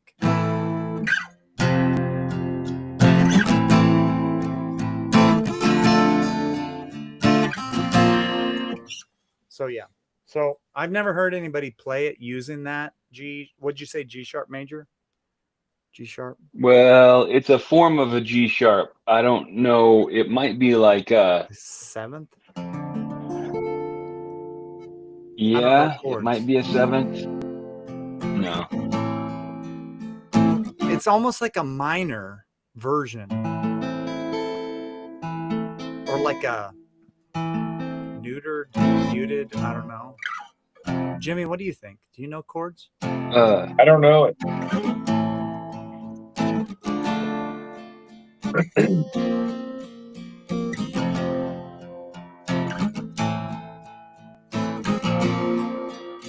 You plug into the system, and I'll make sure everybody can hear you.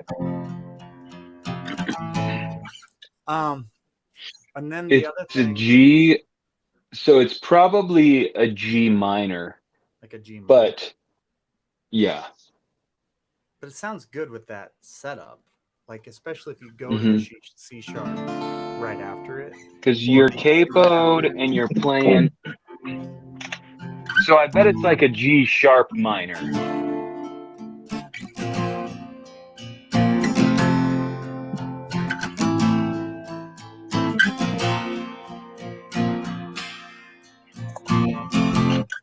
So I'm gonna put this down and then I'll come back.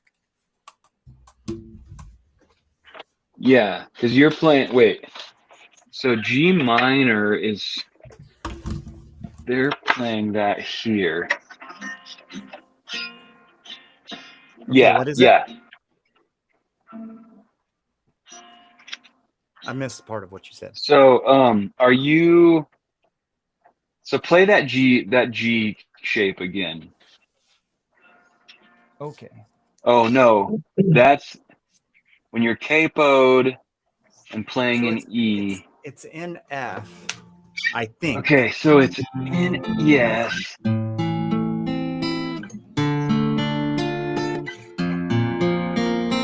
That's your G minor.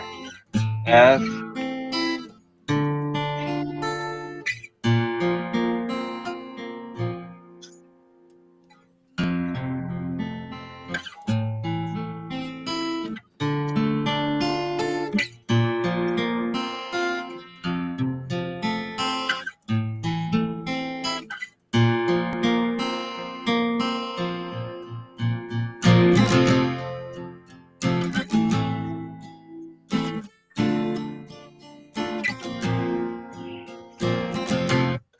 So that E is the G minor.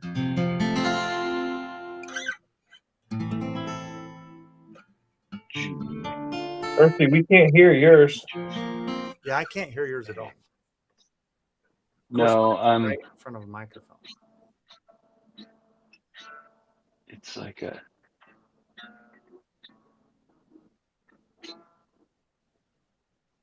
Hmm.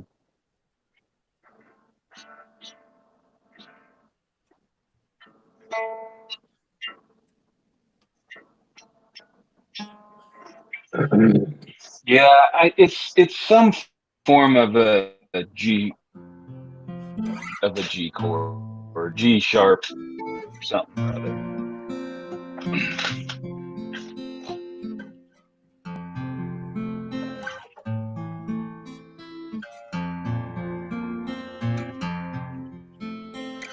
So I'm playing that song I'm doing it in. Here's the other thing that I am not really sure about. Have you been at very many funerals? Like Jimmy, have you mixed sound for many funerals? I guess that's I've done the question. a fair amount, yeah. What is the like? Okay, is so I. This is me talking, not the lead singer of No Ferrum, defunct Right. band, No Mhm. Ferrum, highly acclaimed but defunct band, No Ferrum.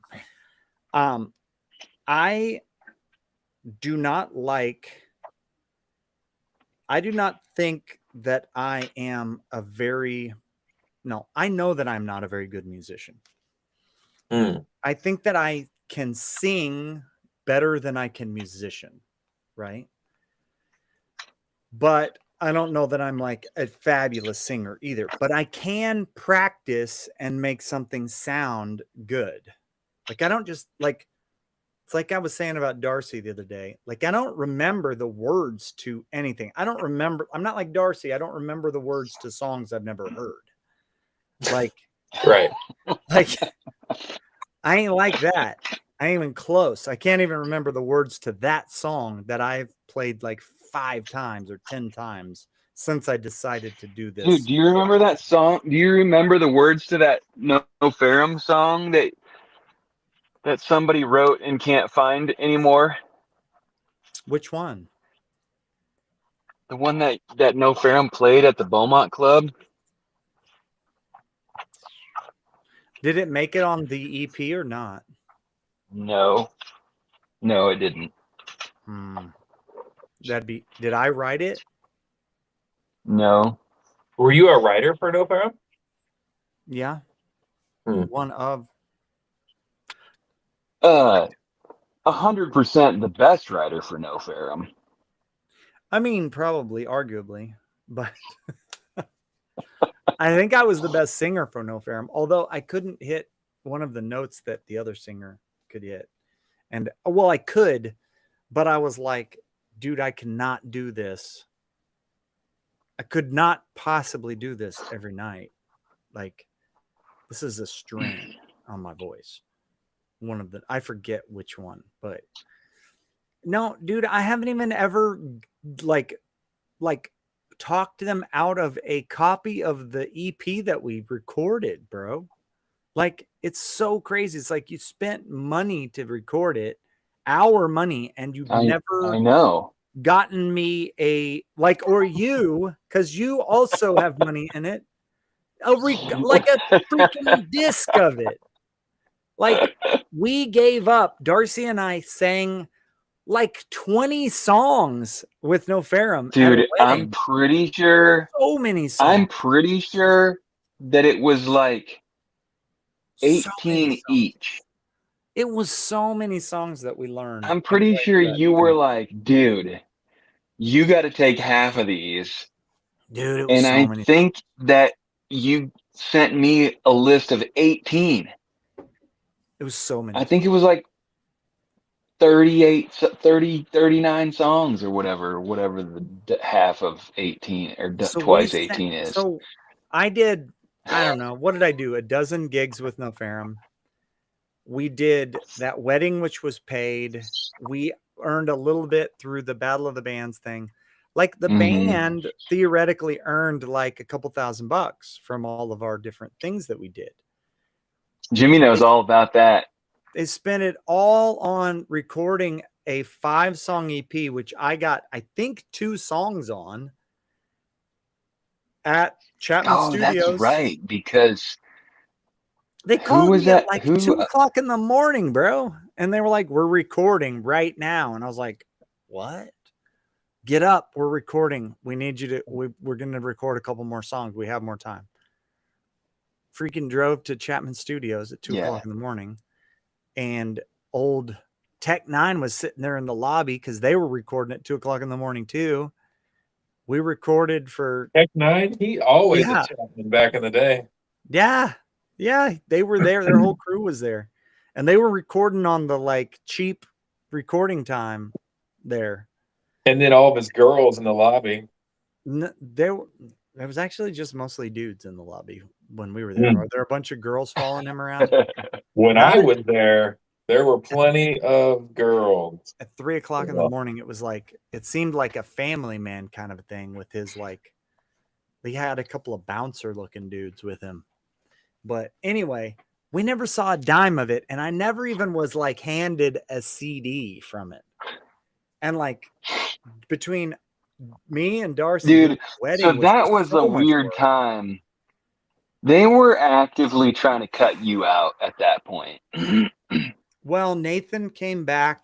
Nathan came back Except for from Florida, the other lead singer, and was like, "We want to do a dual lead singer." And I was like, "Nah, that's all right, guys. Like, Nathan's back. You guys, like, it's fine." I think that Nathan saw that it was actually like gaining a little bit of steam and was like, "Oh, maybe I do want back into this." And then MySpace deleted all of your Mhm. songs. Oh yeah, they're gone. Like, I don't even know What if our you can listeners find said. them. There's a couple of them on YouTube that are really bad when I was singing and I had like a cold. And I was like, man, this sucks. I wish that wasn't what was on YouTube. But that's all right. Okay, so back to my question. Okay, you've done funerals. I do not like to go into something like where like the sound tech and all of it is like a big unknown. I don't want to be part of something where I'm going to start singing into a mic and it's going to be crap. So what I'm thinking about doing is literally taking my amp and my guitar and my little sound background thing and giving them one feed of everything that I have chosen for sound. Like one wire out from my guitar, me, and my background song, my background pedal from my pedal. And like, is that just too much for a funeral? Like to have all of that up on stage? Is it gonna be at Blue River? Yes. It's gonna every time I've ever heard the sound guys at Blue River, it was terrible. Like, no offense, but it was terrible. In what way? Like they couldn't get the sound mix right. They didn't even, I don't even know if they knew, popping, cracking, like just in every way. Couldn't get the right mic on at the right time. Bummer. Mm-hmm. But like, here's the thing. I've got a little amp that I use as my, like, what would you call that? My monitor. Mm-hmm. If they didn't get the sound mix in the whole building right, you'd be able to hear me because of my monitor in that room. Like, you'd be able to hear the whole song without it ever going through the sound system. If worst case scenario. You want me to come out there and mix sound for you? Maybe. Like, is that just too much? Like, am I overthinking it for a funeral? Way too much. I don't want to go on stage and sound bad. Like, well, the dead dude won't care. No, he's not going to care. I sang these songs to him while he was alive. He's fine. He's good. Is that too self-conscious of me? Like, do you just go show up with your guitar? It's a funeral. If they mix the sound bad, if they have your mic too hot or too quiet, you just do it and you just like go on. You know what I mean? Like, I'm like conflicted because like I care about the sound, and then I'm also like, does it look like I care too much about the sound by just bringing my own equipment? No, if you just do what you do, nobody cares. I don't care. And if it helps you, it helps then me great. feel better about doing it. And then if you're feel more confident, because then if you're able to kind of like mix you and then just put a microphone in front of your amp. That works for them. I mean, that's what I've done at church until they Do it. they actually got a wire long enough to plug into my amp and run me into a channel on their mixing board. I mean, I don't want it to be like a production, but I also don't really like to, you start singing and you can tell that the sound mix is bad and the guitar is too loud or too quiet or whatever. And you're just like, I'm committed. I've got to sing this whole thing knowing that it sounds horrific. Oh wait, you're the singer, Oh, I mean, yeah, I'm the singer. or like hypothetically. Hypothetically, if I was the singer. It's not too much. Where would where would you be able to put the amp? I just put it up like the piano's kind of like, if you're looking at the stage, Just it's like kind of right underneath the casket. I would put it like under the casket and have the amp just like boom, boom, boom, blowing up the casket. Yeah. No, I just put it over by I put my mic and I have my own mic. I have my own amp. I have my own pedal. I would just Are put it you gonna over be by off the to the piano. side? Mm-hmm. I think so. Heck yeah. I'm not gonna Just do it. set it Especially up. if I'm you're just gonna like, have it sitting there. if you're over and you're not gonna be like up at the podium singing, and you're gonna be No, singing over by the piano. Yeah, correct. absolutely. And that's the other thing, like the way that I set my mic up isn't really for talking into.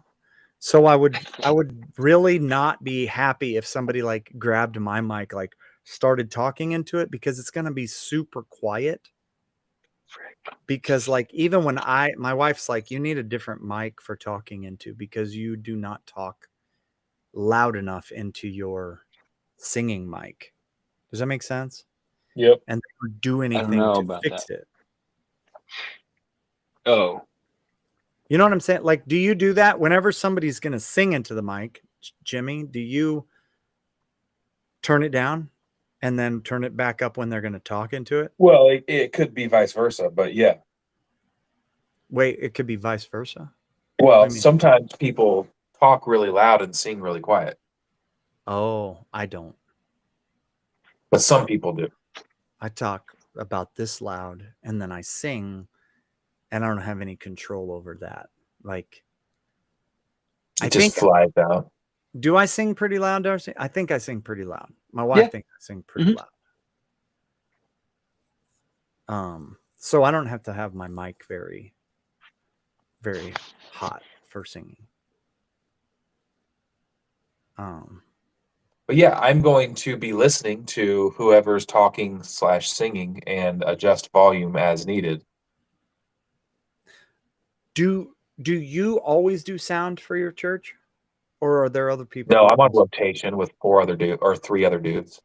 like, rate your guys, not like putting yourself at the top necessarily, but like rate your 4 guys.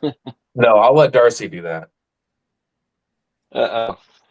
What you got, Darcy? Okay, wait. What are you're not saying rank. Yeah. You're Like, saying rate, or you're saying rank? Like, in terms of things like being aware of what's happening and being proactive about their adjustments, how would they rate or rank? Not rank them top to bottom, but like, how would you rate them as far as like being proactive and going, I know that this singer, like you're saying, sings quieter than they talk, so I'm going to turn them down or up. Okay, so are we going to go? So we're going to go overall and a scale of 1 to 10. Yeah, like. Okay, so unfortunately, a couple of them will skew the average and bring it down to like a 7. I would say.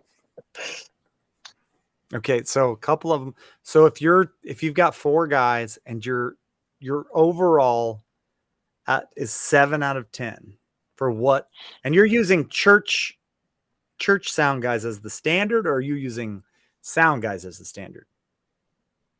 Church sound guys. Church sound guys. Okay. Oh wait, are we going like across the board? Yeah. Like in the world? Yeah. I thought that's where you got a 7 out of 10. One. One. Right. So the combined total of the four No. of you get a 1 in terms of the world of sound guys. That sounds about right. I don't know. At a church I of mean, like 700 people. So here's the thing: nobody's getting paid for doing sound Sure. in their outside jobs. Jimmy, No, do you treat it like something you're not getting paid for? I do the best that I can. So How here's the would you thing: rate? I think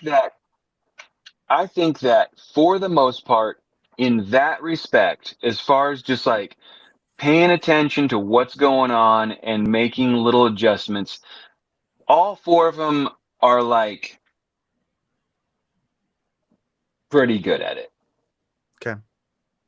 A couple of them are better than a couple of them. Are any of them better off leaving it alone and just letting it be what it is when they make their adjustments? I think that's what some No. of them do. Because we got a guy who. Jimmy's saying there's 4, but there's actually like 6 or 7 that end up back there. Let's see. Yeah. Sometimes there's Jimmy, Jeremy, Kyle, Giancarlo, John, Kellen. and Kellen. So like Kellen and Giancarlo All dudes are the are the least. It's like often sound back guy, there. the new elder or something. Why aren't there any girls? Oh yeah, it would be usurping. Okay, gotcha. We don't allow usurpage. No usurpage. No. So the girls can run slides.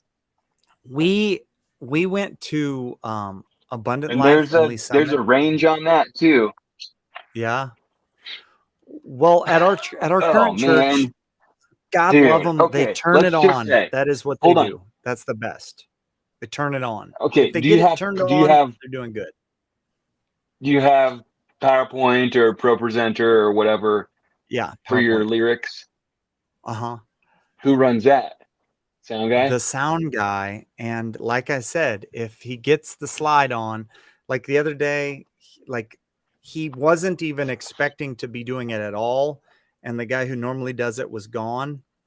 And it was like I picked the most familiar song that I do for the first song.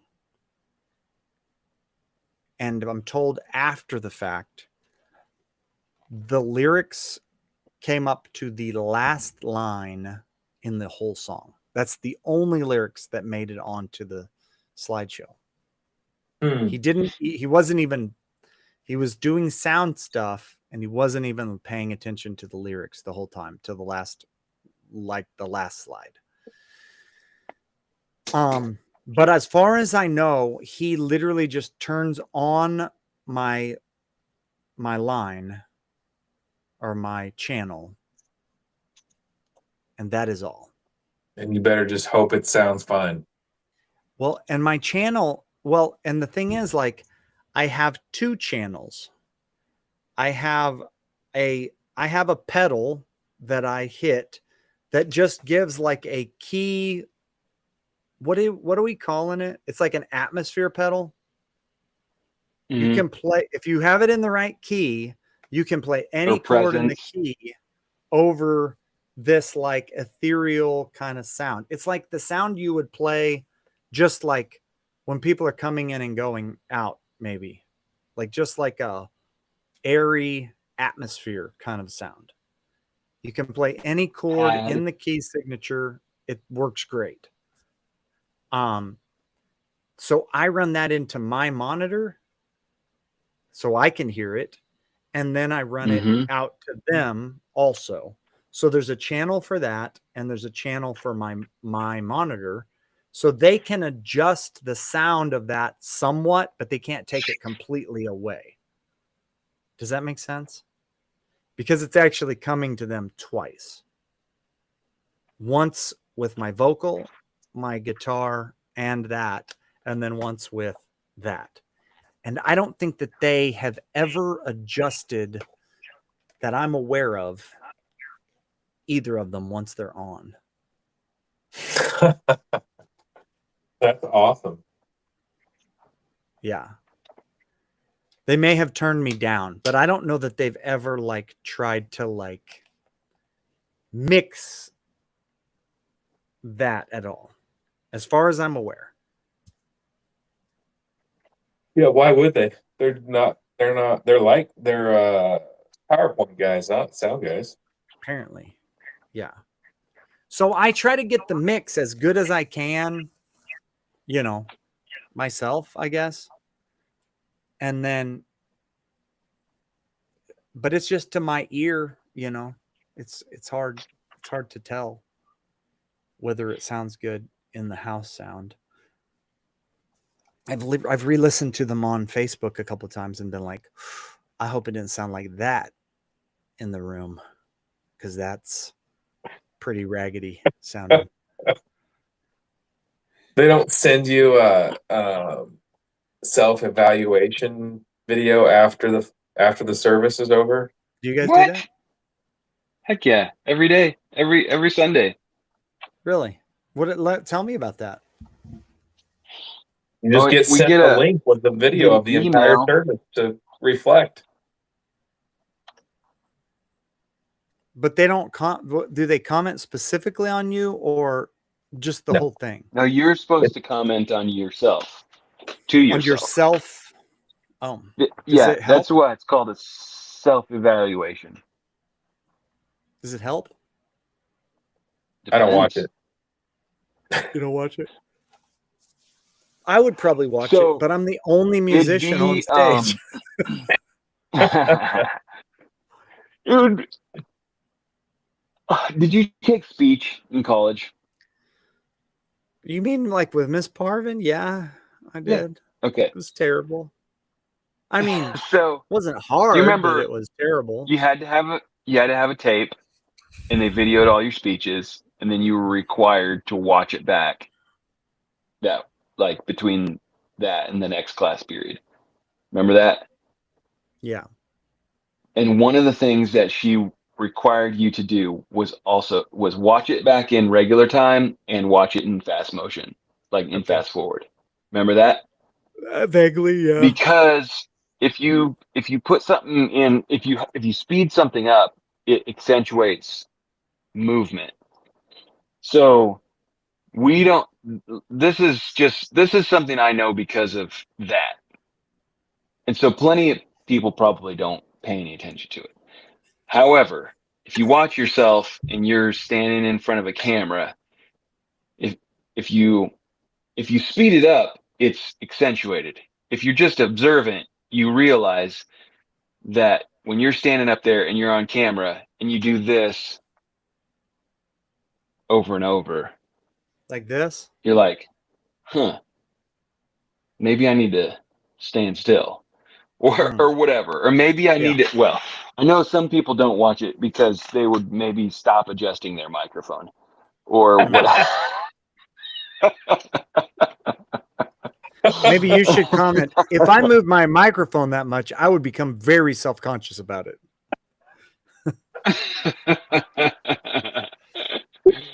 Because there are some people. Microphone adjustment. That's my favorite thing.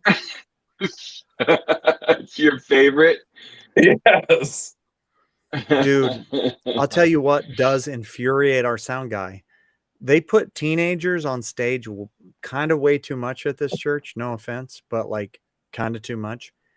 And the number of times that teenagers have tapped on the microphone to see if it's live. On. And he's like, stop doing that. What? Like, one, it doesn't tell you what the sound mix is like, and two, it's not good for the microphone or our ears. Stop.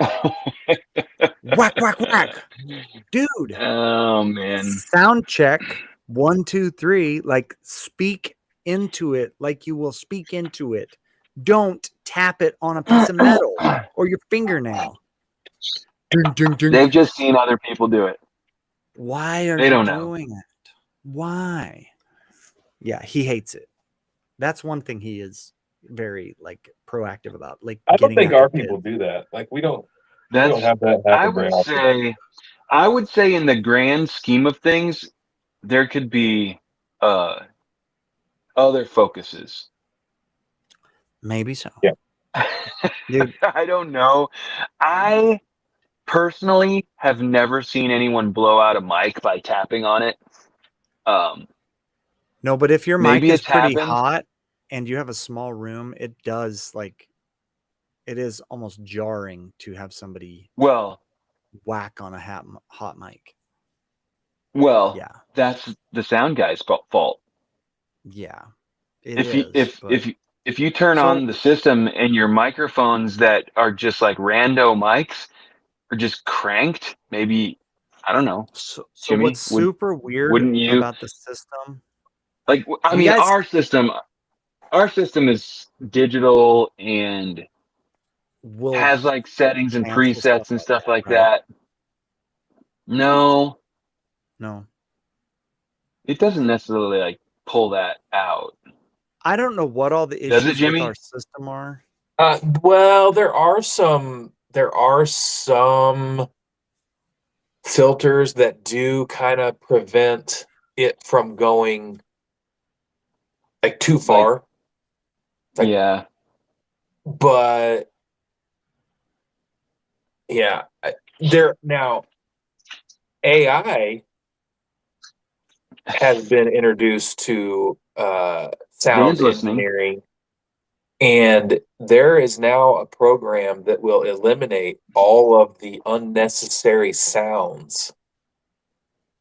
Mm-hmm. I don't know how it works exactly, but it's some kind of AI thing, and it will, as soon as it detects something it that shouldn't be Doesn't there, like. it cuts it out. So I was getting ready to say this. We were at Abundant Life in Kansas City, or in Lee Summit. It's probably close to 2,000 seating in their, maybe, I don't know. It's between 1,000 and 2,000 seating in their auditorium. And they run 3 full services on Sunday morning. Okay. So just at the one campus, there's somewhere between 3 and 6,000 people per week. Their singers are like exceptional singers. Nice. Okay. But caveat, I've been in the bathroom listening when Oh, the live stream. the live stream is going and been like, whoa, I can sing better than this person can sing without whatever it is they're doing out there live auto tune ish. I don't know what it is they're doing, but like when you cut out all the music and you're just on the mics, the vocal mics, because that's what it sounds like, is just like a vocal mic with nothing else, and all of the music that you're hearing is more like just background into that mic. I don't know if they have live auto tune on their system, but like it's night and day different if you're in the bathroom Interesting. listening to that stuff than if you're in the live room. It's Hmm. got to be AI or auto tune or something, because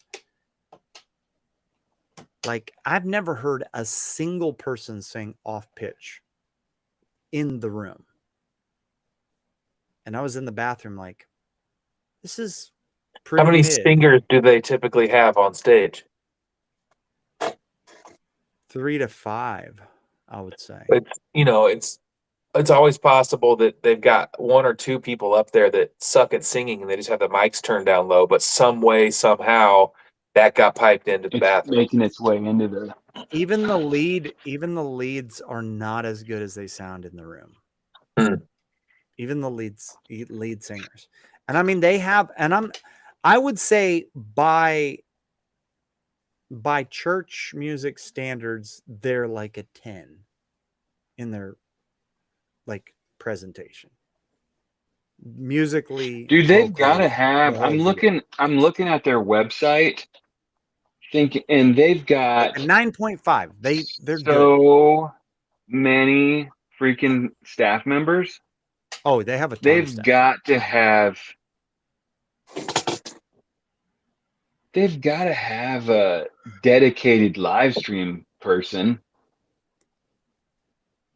Yeah, you'd think, but whatever's going in the I mean, bathroom is not as good as what's dude, happening they live. have so our But like, church I think their has soundboard, if you one look at their sound guy sound, on a it's Sunday. like moving. The dials are like moving around as the music is going on.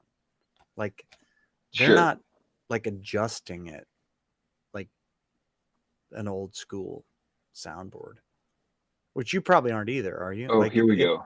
Here's the IT. Yeah, we have a digital board. But does it adjust sound volumes and levels and stuff? Well, you can set up presets, yeah. Okay. It But it's doesn't do it not. automatically. You have to preset it and tell it what to do. You do. But like Oh yeah, dude. They've got AI would be technical director, like listening to it production as it's happening technician. and like kind of like predicting where to move presets to, right? Yeah, the AI stuff They that I'm have talking about, it multiple. basically just filters out the things you don't want it to. You Yeah. like you tell it what you don't want to hear, it filters it out, and you don't Like hear if it. you dropped a mic, it could potentially just be like, Right. "Bip." Or like that feedback sound that you hear sometimes, or the high pitch ringing sound, or all those things. It takes them away. Oh, speaking of, my amp, my whole setup does create feedback. It's like a really low grade, like hum. Would a DI box fix that, or is that not like a just like Maybe. running it through a DI Yeah, box you have first? just to try it and see. Like do you know what a DI box actually does mechanically? No. Not really. I Like I think it just changes the like. It changes the impedance, the impedance, right? which Something is like that. Like, So it's I the don't know. way that the sound is going out. Is it like a transformer, like changing the frequency? Is that what you mean by impedance? I don't know. Sort of.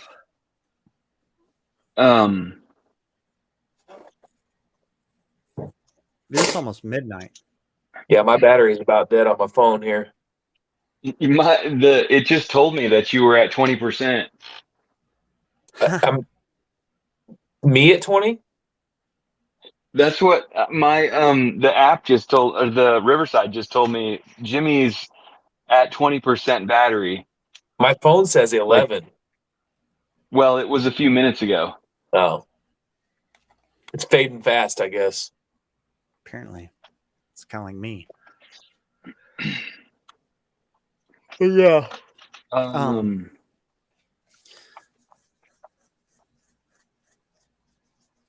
I'm gonna do that singing thing, and I don't want it to be like a gig, but I also don't want to like it makes me nervous to show up somewhere and just like I know nobody else cares that much. I don't know. Your kids don't know how to do sound? They can't do it for you? Nah, they can't. I don't know how to do sound.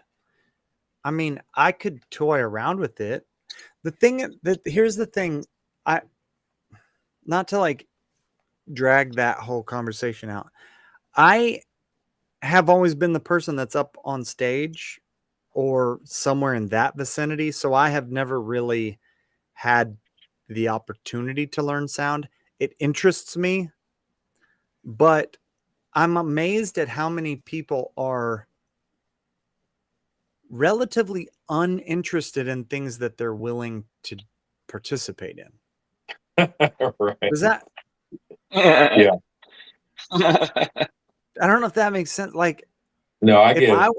if I was not interested in getting better at singing or playing guitar or whatever, if I was uninterested in getting better at it, I would not participate in it at all. Right. Like, I understand I'm never going to be like a world-class musician, but if I became uninterested in getting better and like doing the craft any better, that would be the last day I would participate in it. I don't play tennis. I'm not interested in getting better at tennis. Like, Yeah.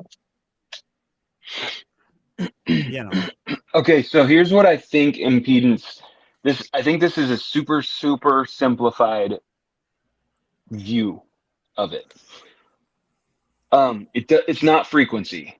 Frequency has to do with wavelength and like transmission, I think. Mm-hmm.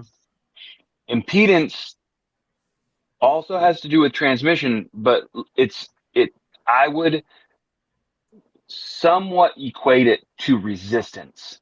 So like frequency is a thing in sound and in um like power, electricity. Mm-hmm.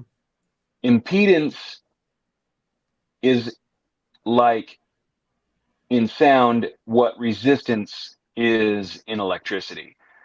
Mm. So if you're pushing a bunch, if you're high impedance, so you're pushing a lot, or maybe it would be if it's low impedance, so there's not much resistance, you can like over push a part of your system. If you're high impedance where you have more resistance, then you're gonna not like over push. So potentially some part of the system, like you may be feeding it too much. And so potentially a direct box would Mm. rein that in. Yeah, that makes sense because like my amp only has one volume control for the well, it has one primary volume control. It's like on like 1.5 total for my guitar, my deal, and my vocal. And it still is like pushing too much or something. It's like, Do you have a direct box? I don't, but they're only like $20 on Amazon. I should probably just get Yeah, one. they're not very expensive. Like, It's worth a try for sure. yeah. It's possible that what your amp is feeding the system is more than what the system wants to like take in, because that system is amplified. Right. And so it's like feeding, the system only needs minimal input, because then it's going to take that and amplify it and push it out. Mm-hmm. So it doesn't need a 60-watt speaker, even though it's a tiny speaker. It doesn't really need that because what typically would be coming in on that line would be like a mic, which would be a couple watts, maybe.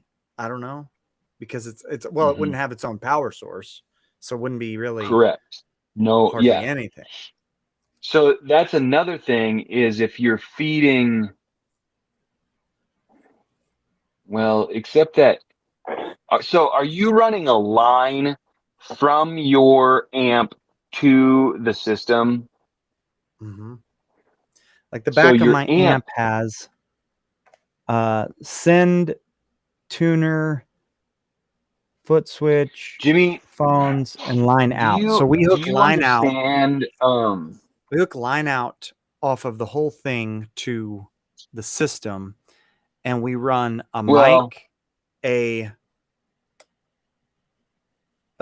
mic, a guitar cord, and a pedal into the amp. And then we I run a mean, single line line out out. should be like what a system wants, Yeah. Well, I mean, it works. It but just has still, a lot of, it could just be pushing a little bit more than a sound system needs. Does that make sense to you, Jimmy? Yeah, it'd be nice if you could just go. Man, my battery's about going to die here. It'd be nice if you could not use your amp at all and just go direct to the system. nobody else is going to sound mix it though. Like Hmm. nobody's So going to mix the here's sound at the all. other thing you could try to do. Here's the other thing you could try to do. Instead of running your line out of your amp to the system, is just put a microphone in front of your amp. Yeah. Well, and that honestly seemed like it worked just as good or better, but then they ran a line and we plug into it now. You know, like it's Yeah, but that's I'm gonna not try necessarily that. I better. don't think with Yeah. the sound guys you've got, there's no way you're going to make it good. Oh, here's why we didn't.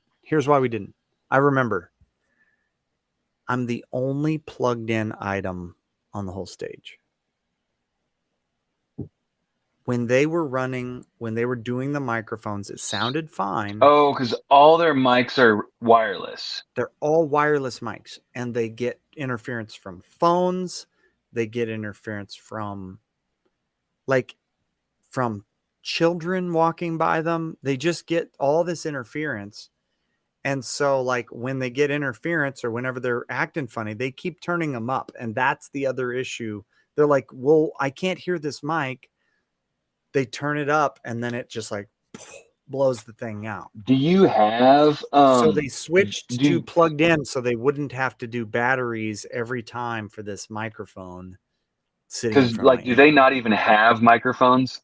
Like I have the conventional. only conventional plugged in microphone and it's going into my amp. Those are not They very don't expensive either.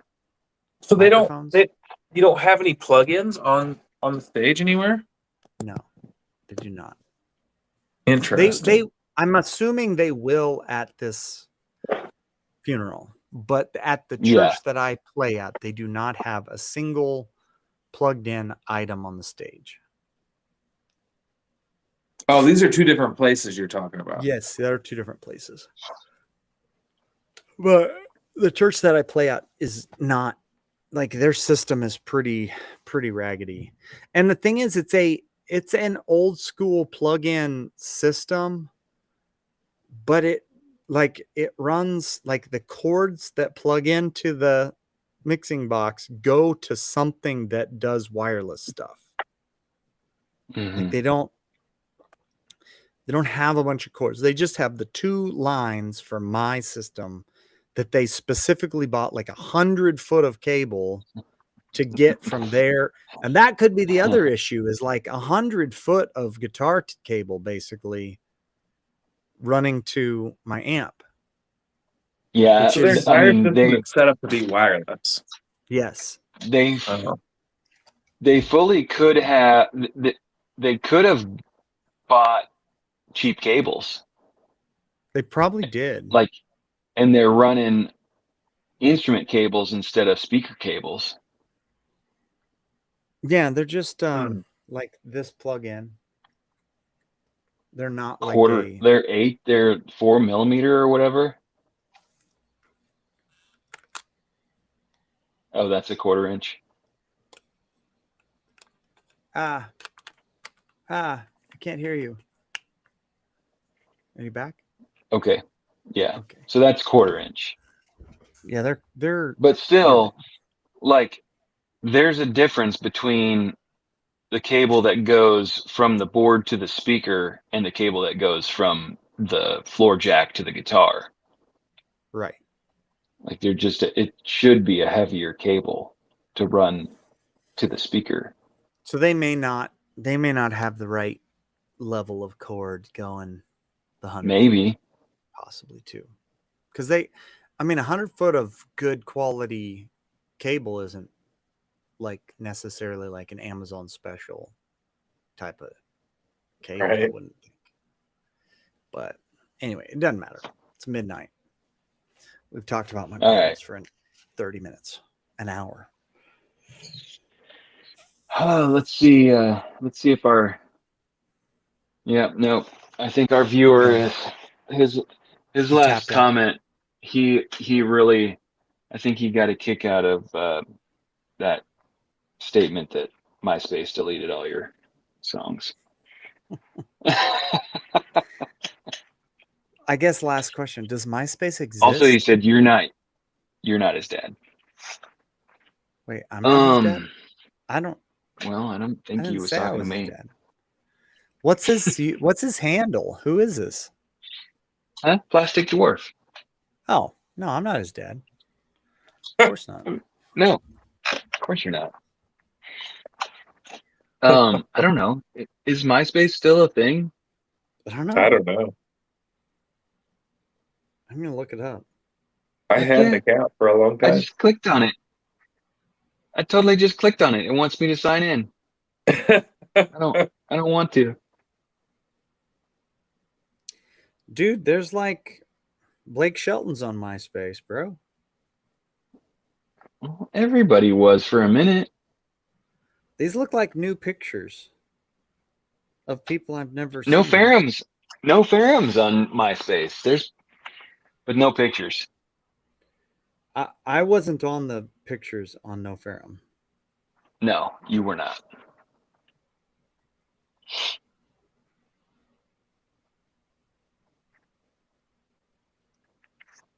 What? This isn't even. That's not even pictures of No Ferrum. That. Oh wait, that's Alter Bridge. Never mind. Alter Bridge isn't No Ferrum? That's weird.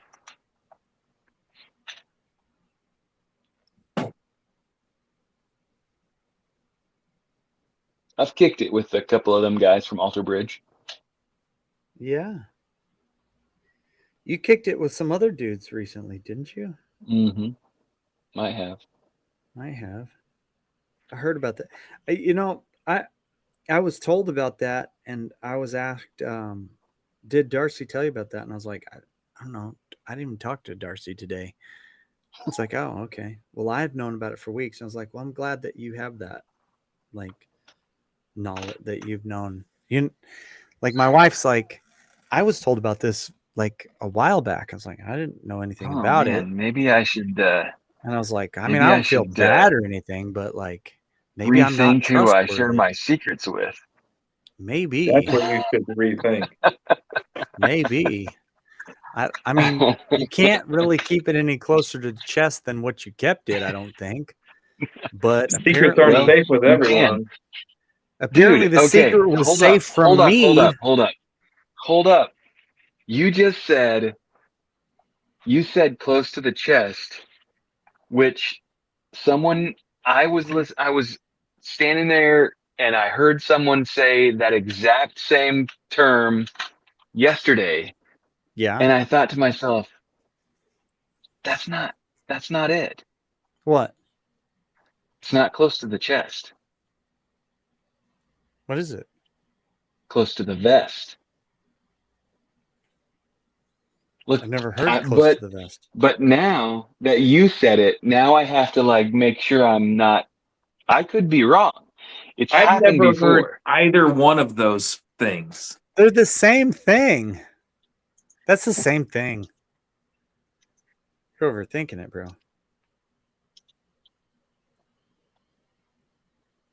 Okay, it's the top Google search, close to the vest or close to the chest.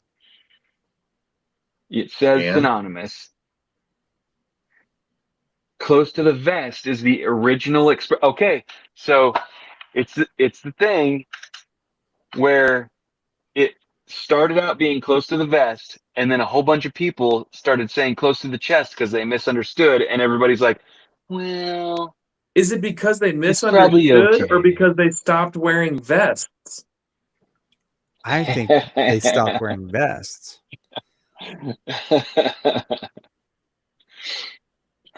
Well, ChatGPT says that it's a mistaken variation, or so close to the chest, it's likely just a variation or mistaken version of close to the vest. Yes.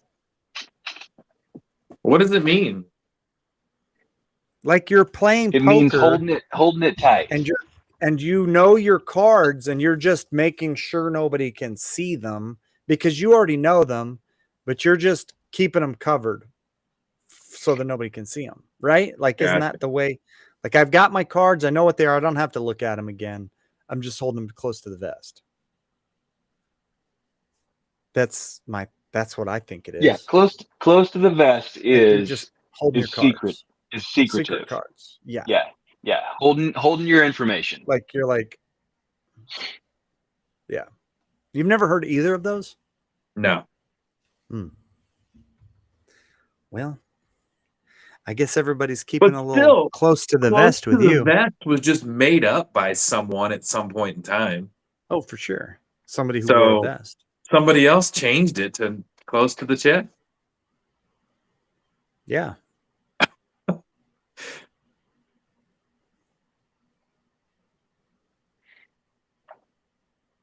Okay, it wants to know if I would like it to explain how it evolved from close to the vest. Yes. Origin, it comes directly from card games where holding your cards literally close to your chest keeps others from seeing your hand. Figurative meaning to keep one's plans, thoughts, and intentions secret or guarded. Earliest known 19th century, 1870s to 1880s. I feel like it's probably like a not Sawyer, Mark Twain kind of a terminology, but both variations today in the U.S. close to the vest is standard. In the U.K. and elsewhere, close to the chest is still heard. Both mean exactly the same thing. The oddball variation close Okay, to the so cheek. that's a Close to the misnomer. cheek. Obviously, they both mean the same thing because one is just the wrong way of saying the other one. Right. like you mean the same thing, Right. whether you're saying it the original way or the new way. Okay. I mean that would be funny though. But Close to here's the the thing. vest is originated in card games when you're like keeping your business and your dealings secret. Close to the chest actually means something completely different. That'd be different. There you go. Just a second. Okay, wait. Okay. Okay. This is worth noting. The earliest form. Okay, before I tell you what I'm getting ready to tell you, that ChatGPT made up. What makes it right? The most usage or the earliest usage? The earliest notable usage. Well, I think what makes it right? What makes something right in language? The most used or the earliest? Most used is what it's going to say. Okay, Darcy. I would tend to think, but I think that this is a trap that you're drawing me into. Well, I'm not even going to read it until you guys say. You say earliest, you say most used. Okay. I think the proper way should be the earliest, but I think it's going to say the most used. Well, ChatGPT doesn't form opinions. It just gives information.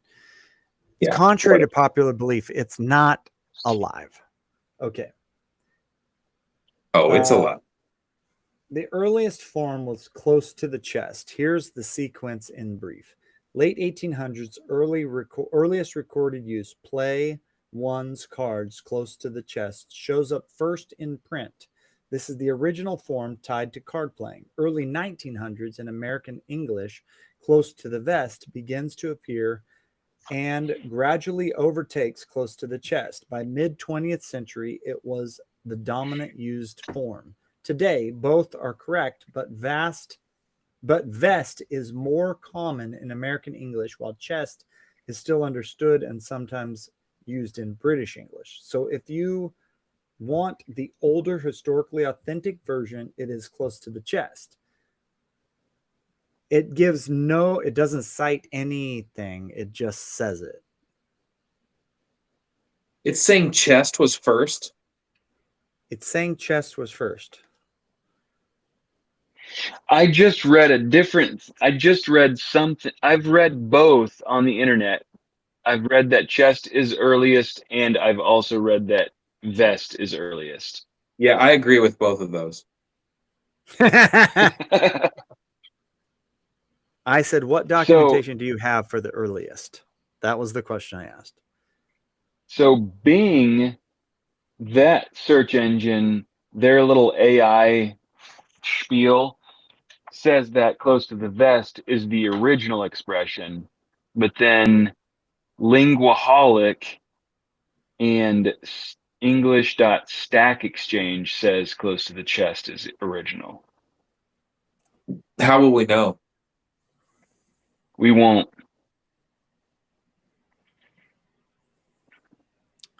Okay, here we go. 1920. Okay, 1919. 1892. Columbus sailed the ocean blue. 1892 newspaper describes literal bod position. I don't know what that is. Vest, buttons, or breast. Oh, I like breast. Let's do that one. Close to the breast. Cards. See, here's what's funny about it. Here's what's funny. They do not cite, even though in the previous paragraph they say close to the chest is the earliest. Pre-1905, 1896, literally example appears in Sun News holding his cards close to his chest. That's 1896 in the Sun of New York. They say that the 1800s, because everyone has a chest, but not everyone has a vest. They literally don't cite, and even though they say the late 1800s is chest, they don't cite a single 1800s except for that newspaper article. So that's pretty interesting, because that doesn't necessarily denote that it was a saying. There's a newspaper article, and the newspaper article is just describing what a person is doing, not in using it as a literary, like an idiom term. But 1896 is later when it's chest. 1892, close to his breast, is used in referencing a card games in Cincinnati Enquirer, Boston Globe. So apparently people used to write about poker games in the newspaper. They don't cite any other 1800s, even though they say that it was a saying in the 1800s. That's so weird. Using it for a secret would not be the correct way of using it. Right. So it looks like, even though they say that it was the phrase was used holding cards close to the chest, using it as an idiom, it wasn't like, isn't even popping up until the 1900s. It wasn't a term that meant anything other than an action. Right. Because you would have to use it in writing as almost like insinuating, like I'm talking about a guy who's in court, a lawyer, and who seems to know more than he's letting on, who's holding his cards close. Like, it have to be a usage outside of cards. Didn't have to do with, to have become an idiom or a term of speech. And there are no usages that they cite. They literally call them literal usages in the 1800s. Mm-hmm. It's interesting. It is.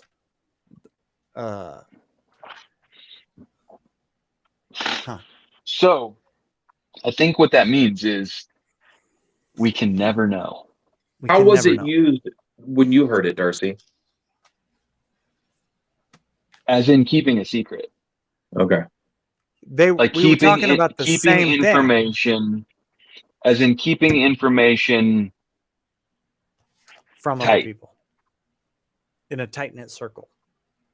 And they said chest, not vest. Correct. I did not correct them. Just corrected me. You'll have to refer them to this podcast. So that they can learn that we can't know. We could start. I've got it. We could start a. Every week we could do a. What do you call it? A segment. Idiom or idiot. There you go. I like that. Let's do this week on idiom or idiot. All right. Yeah. And then we all provide our favorite. It's like we all provide our favorite idiom of the week and decide whether it's the correct terminology. Yeah, an idiom or idiot. I like that. That's great. There was one. I think I read it. What in the world? I'm pretty sure I read it because I thought to myself, okay, so this made it from the head of the author and past the proofreaders and publishers. Because it was somebody that said, yeah, I could care less. Yeah. Could care less. Yeah. Do you mean you couldn't care less? I'm pretty sure you do. Okay, that'll be next week's. But even that is okay. Even that, dude, is like one of those things that like a lot of people say that. It's not one of those things. It's the people that say it, they don't know what they're saying. I think a lot of people say that kind of stuff though on a regular. Oh, yeah. Well, like, okay, here's a riddle for you guys. Uh-oh. For you guys. How do you think the unthinkable?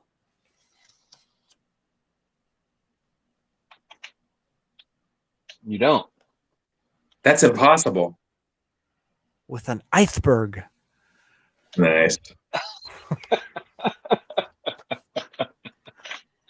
All right. On that note, there you go. That's been the Not Your Average Guys show. Join us next week as we discuss more idiots with idioms. All right, we'll see you then. All right, see you.